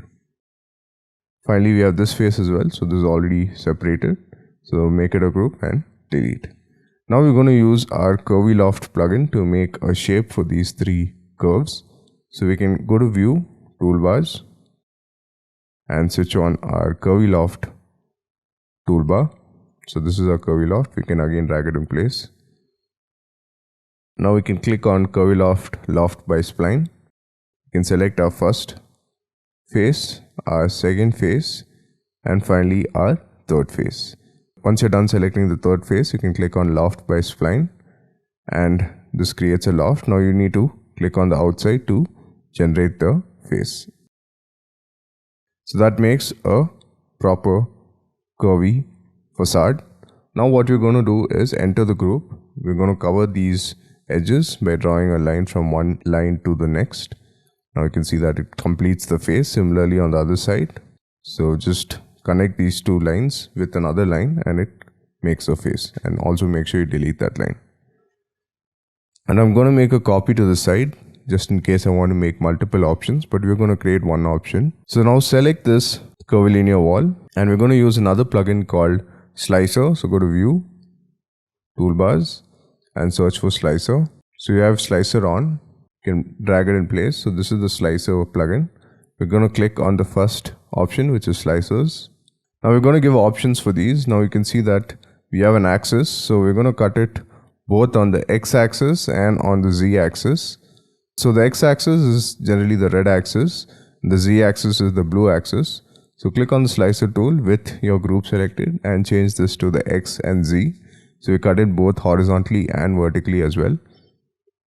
And now we're going to change our spacing to 200 and our thickness to 50 mm. You can give a larger spacing as well, but I'm going to give 200 by 50 mm. And I'm going to leave the rest of it as is and click on OK.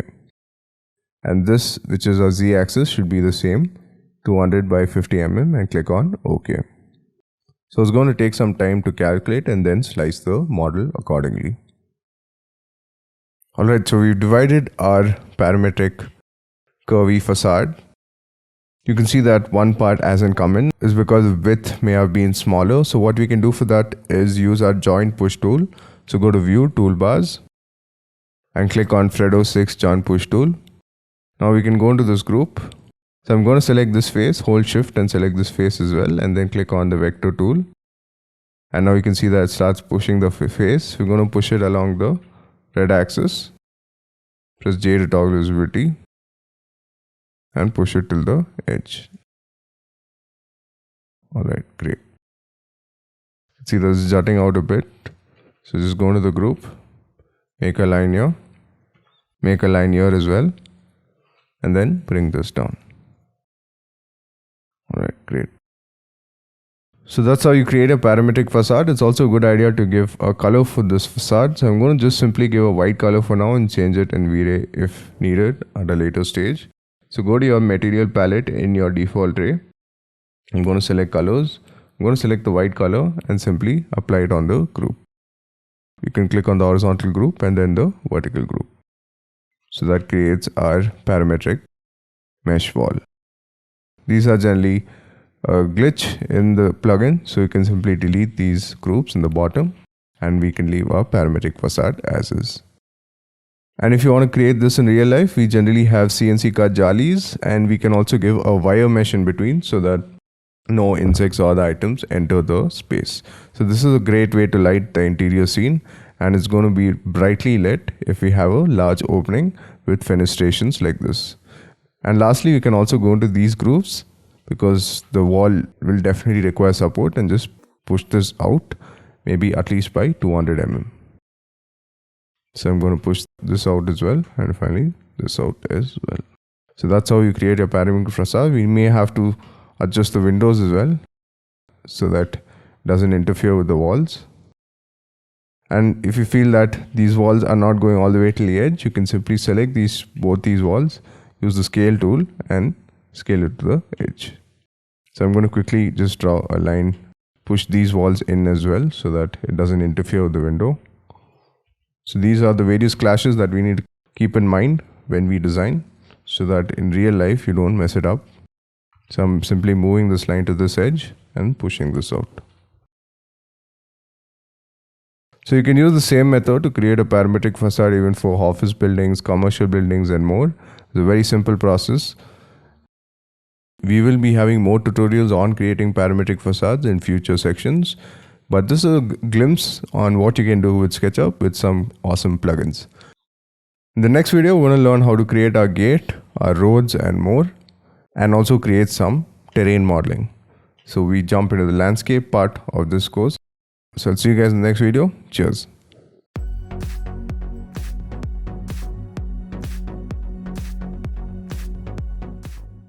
Hey guys, welcome back to yet another video. We're going to create our gate now. So select this plan and bring it down. We moved it up to create our stairs, the previous videos. So now to make a gate, I'm going to create a sliding gate. It's going to be a very simple gate with box sections. So I'm going to make a rectangle first. Double click, press G to make it a group. Go into the group and give an offset of 50 mm. Now I'm going to delete this inside face and I'm going to give a thickness of around 50 mm again. So it's a 50 mm 2-inch section. So 2 inch into 2 inch into 2 inch. I'm also going to move this out a bit. Let's say 5 mm so that it's not overlapping with the wall. So very bottom as well. Move it up by 1 inch. There should be at least a 1 inch gap so that doesn't scrape with the road or the ground. And move this out as well. So I'll leave it around 10 mm. Like great. So you have a main frame in place. Now we can create our vertical sections. So I'm going to make a rectangle. This is going to be around 30 mm, 30 mm, which is 1/4 of an inch. Now select this, press G to make it a group. Go into the group. So press J to toggle visibility and project this out. I'm going to select this, right click and click on make component. Call this typical box section gate.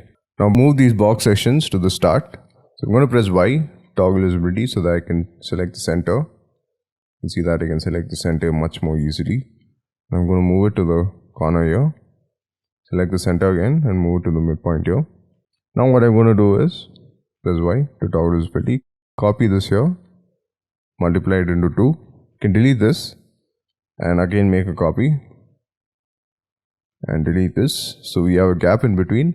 Now select this and select this, make it a group first. Also make sure it's a component. It is, so that if you edit one, you get to make changes to the other as well. Now we can array this. So select this component, use the move and copy tool again, and copy to this side. Press J to toggle visibility. I'm going to type in x into 50, x into 75. So 75 works. Press J.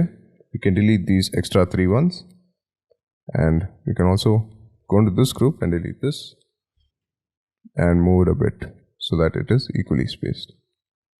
Alright, so we created our gate. It's a very simple gate. We can select both these groups now and make it a group. So we have multiple nested groups within a main group, and just move it back a bit so that since it's just sliding, it's going to come from this side and go all the way here. Let's check if it works actually on site as well. So you can drag it to this side. You can see that there is some gap left, but that's okay. We can leave it for now. I would have to discuss with the client before we boil down whether to go for a swing gate or a sliding gate. And now we can create our roads. I'm going to delete these components for now because I don't think I would be making any more changes. So we can delete these. But if you do make changes, you can leave it as is, or you can hide them, or you can also move it to another layer. So that's a better idea. So select these two components, go to your tags in the default tray. You can see that we have some extra tags here, which may have come from the plugins that we used. But I'm going to create another one. So click on add tag and call this temp. We can click on the eye tool to hide temp. And now what you can do is select these two components, go to entity info and change the layer to temp. So that hides it automatically since the layer is off. Now we can create our road. So make a rectangle, make it a group, extend it out. Go into the group and extend it out this way as well. We need a wider road. We're also going to have a footpath. So we can again move this out. We can give a 6 feet wide footpath. It's pretty wide. And we can again increase the size of our road. So roads are generally around 10 feet to 20-30 feet and more. We can make a footpath a group again. So double click and press G to make it a group. Now go into the group and push this up by 2 inches. This is our road. So now make the road a group. Go into the group and project this down by 50 mm. Now we need an entrance to our house.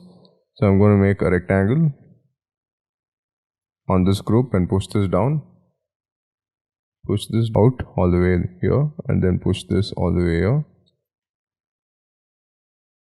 Press J to toggle visibility, select this.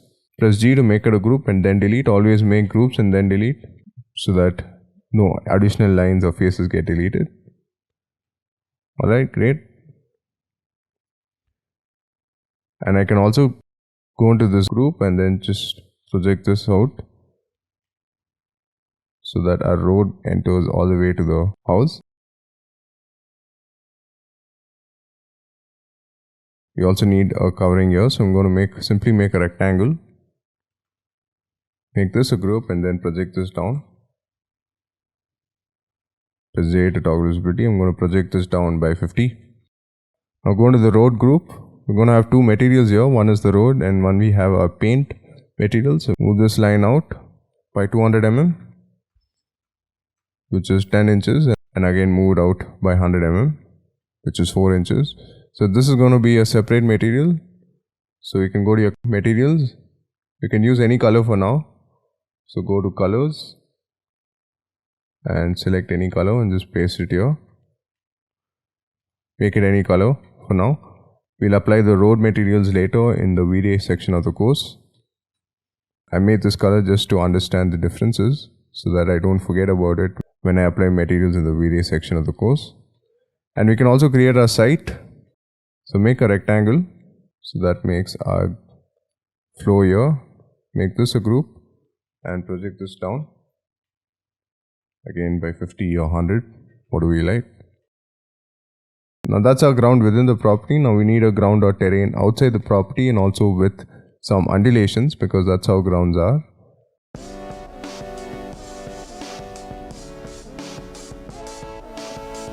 Hey guys, welcome back to yet another video. Alright, so now we're going to start creating our terrain. So to create our terrain, we're going to use the sandbox tools, which comes packaged with your SketchUp software. So it is not an additional plugin, but it generally comes installed with your SketchUp software.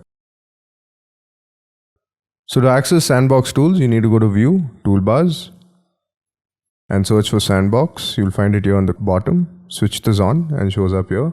You can also dock it to your top menu. Now we're going to start creating a grid. So you can create from scratch. And I'm going to draw a grid from here. You can see in the bottom right corner, we have a grid spacing as well. I'm going to reduce the spacing to 1000 mm, which is around 1 meter. Now I'm going to drag one line here on the red axis and another line here, which is along the green axis. I'm going to move this into the edge of the road. Alright, great. We can now use certain sandbox tools, and I can also move this down. So select this and move it down a bit so that it doesn't overlap with your site, which is within the boundary of the site. So now what we can do is go into this group. So we have this large grid, and we can use our smooth tools to start creating undulations in our terrain. So to create undulations, we can start with our smooth tool. So click on the smooth tool to activate the smooth tool. And now you can see that we have this red circle, which is basically our radius. We can increase the radius. As you can see in the bottom right corner, we have a radius. I'm going to increase this to 2000. And now you can slowly start dragging it up. So I'm just clicking and holding and dragging it up. You can also drag it down. I'm going to drag it up a bit. And you can start creating undulations in your terrain. To press J to toggle visibility. Sometimes you may see jagged edges. In that case, you may have to increase the grid spacing. But since this is an exterior render, this is going to be good enough. I'm going to increase the grid spacing a bit more. So I'm going to type in 3000 now and start dragging this up. We're only going to be doing the sides of this. You guys can go ahead and play around with the entire area. But since in our render, when I take the camera angle, it's only going to show up part of the scene. We also have some additional tools in our sandbox toolbar. So I'm going to go into this group. Now you can see that we have a stamp tool and a drape tool. So I'm going to make a rectangle now, a face above the terrain. I'm just going to move it down a bit. I'm snapping it to the blue axis, just bringing it down to somewhere around here. I can see that this is above this terrain. Now what I want to do is stamp this onto this terrain so that there is a flat surface on the terrain. For example, if you want to make a basketball court or something along those lines, and you want a flat surface on the terrain, we use the stamp tool. So what you need to do is select the face and click on the stamp tool, and now click on the terrain below. Now before you click on the terrain below, what you can do is also change the offset. You can see that this red line is the offset. So it's going to stamp on a larger surface. So I'm going to change this to around 500 mm and then click on the terrain below. So you can see that creates a stamp, basically a flat surface, and you can either bring it down or you can bring it up as well. So that's how you create a stamp. So this actually modifies the geometry of the terrain. Now what if you want a road along the terrain but not really modify the geometry but actually drape that shape along the terrain? Now for example, if I move this here, I'm also going to make it curvy. So I'm going to use the 2-point arc tool. Click on the 2-point arc tool. Now click once in this corner and click on this corner and simply drag a line here. And now you can delete this line. I'm also going to copy this again. So we have like a curvilinear road. We can delete these extra lines. Now I'm going to drape this along this terrain. So I'm just going to rotate it a bit. So this won't really affect the geometry, but rather drape this path along the terrain. So what you can do is select the face and click on the drape tool and select the terrain below. So now you can see that this drapes along the terrain. And the faces are separated as well so that you can apply a separate material for this terrain. We will be diving deep into the landscape section of this course, which will be released periodically. So now I'm just going to delete these because we don't really need them, or you can simply press the undo button. I just wanted to show you what you can accomplish with the sandbox tools. Sandbox is a great tool for terrain modeling, but we also have a paid plugin called the Artisan Tools. So I'm going to view toolbars. I'm going to switch on Artisan. So Artisan also comes in with a lot of smooth and other functionalities. So enter the group and click on Sculpt Brush. And now you have two options. One is your radius, which you can adjust by pressing the right arrow key or the left arrow key in your keyboard. And you can also adjust the softness or the hardness of the brush by pressing the top arrow keys or the bottom arrow keys. So before you start using the Artisan plugins, you need to select the entire group. So triple click on the face to select both the faces and the edges of this group. Now click on the Sculpt Brush. Now we can reduce the radius by pressing the left arrow key or the right arrow key in your keyboard. We can also reduce the intensity by pressing the down arrow key. You can see that the red arrow in the screen reduces in size, which means it's not going to have an effect as much. And then you can slowly start dragging in the terrain to create a mold or a depression. Now the reason why it's creating a depression is because we are sculpting on the reverse side of the face. So what you need to do is select the entire face, right click, click on reverse face. And now when you select the sculpt brush, make sure you select the entire surface as well. Click on sculpt brush and you can notice that we are sculpting a mold. If you reduce the intensity, the mold becomes smaller, so very subtle. So the Artisan tool is very user intuitive, which means you can create landscape very easily compared to the Sandbox tools. But it is a paid plugin, but you get a trial license of 15 days.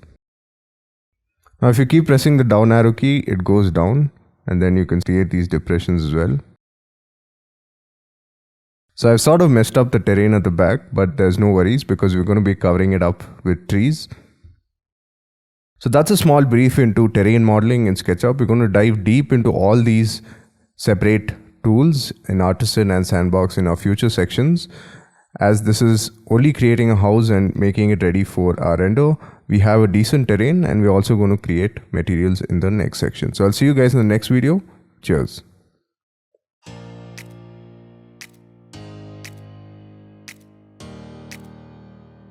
Hey guys, welcome back to yet another video. Now in this video, we're going to start placing our trees.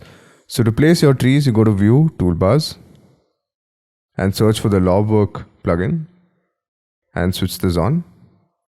Now the Laubwerk plugin is a great plugin for landscape designers because it's got a variety of trees. I hope you've already installed it as per the instructions given in the installation videos of this course. So to start off, I'm going to choose my trees. So click on the plant library browser.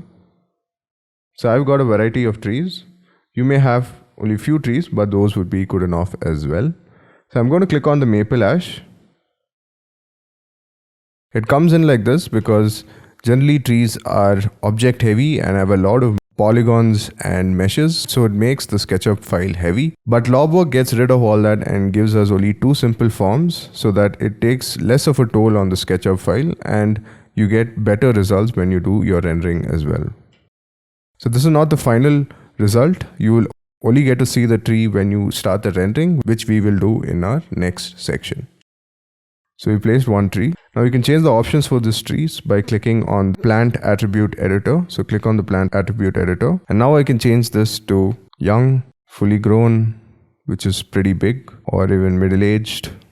So I'm going to keep it at middle-aged. I'm going to also place some other trees. So click outside with your select tool and click on Coast Wood. Place it somewhere at the back so that it hides part of the background. So I'm going to start placing a few trees now. Sugar maple. Now if you have one tree selected and click on another tree, this option shows up. Just click on Create New and place it in place. You can bring the smaller trees in front. Create New. Place this tree here. You can also rotate these trees. So after placing the trees, use your rotate tool. I'm going to snap it to the blue axis by pressing the top arrow key. I'm just going to rotate it a bit. Also make sure you move it away from the building because we don't want it to be intersecting with the building. Also place some coconut trees. There's a lot of coconut trees if you're from India, so it's a good idea to place palm trees and coconut trees. I'm only placing the trees which come within the view of the camera. We'll be setting up our camera angle soon in the next video. So I've placed one coconut tree there. I'm going to place this lipstick palm in the front of the building. And it's also a good idea to place 2 trees in the front.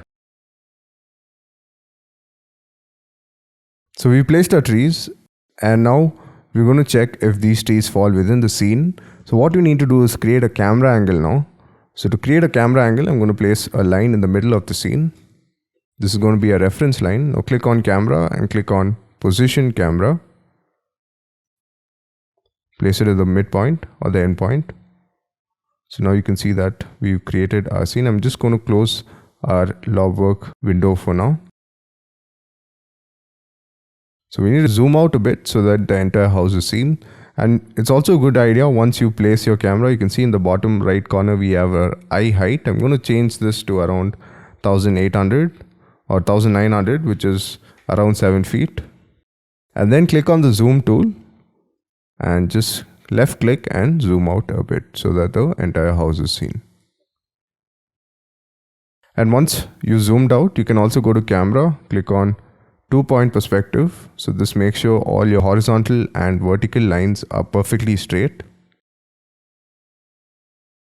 Now you can use your hand tool and left click down or up to compose the image properly.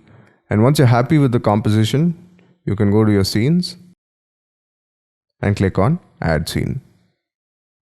So we've created our scene. Now we need to add some more trees here so that this background also gets hidden. So go to your Laubwerk again and start placing trees.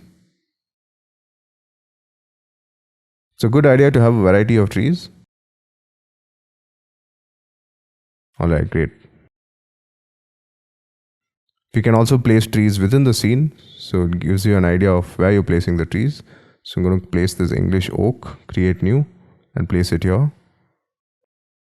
Alright, we placed our Laubwerk trees, and in the next video we're going to be jumping to Vray, and you'll also get to know the power of Laubwerk because it saves a lot of memory by using these 2D shapes to represent the trees, but when you start rendering it on Vray, the actual tree shows up. So you're going to be seeing that in the next video, and we'll be jumping into the Vray section. So I'll see you guys in the next video. Cheers. Alright guys, so we've come to the end of this video, and I hope you've learned how to model a residence in SketchUp. Now if you'd like to take this model to the next level and create professional architectural renders, also known as ArchViz renders, head to the link in the description where you get access to our full course, which is always being updated with new content and is one of our best-selling courses on Udemy.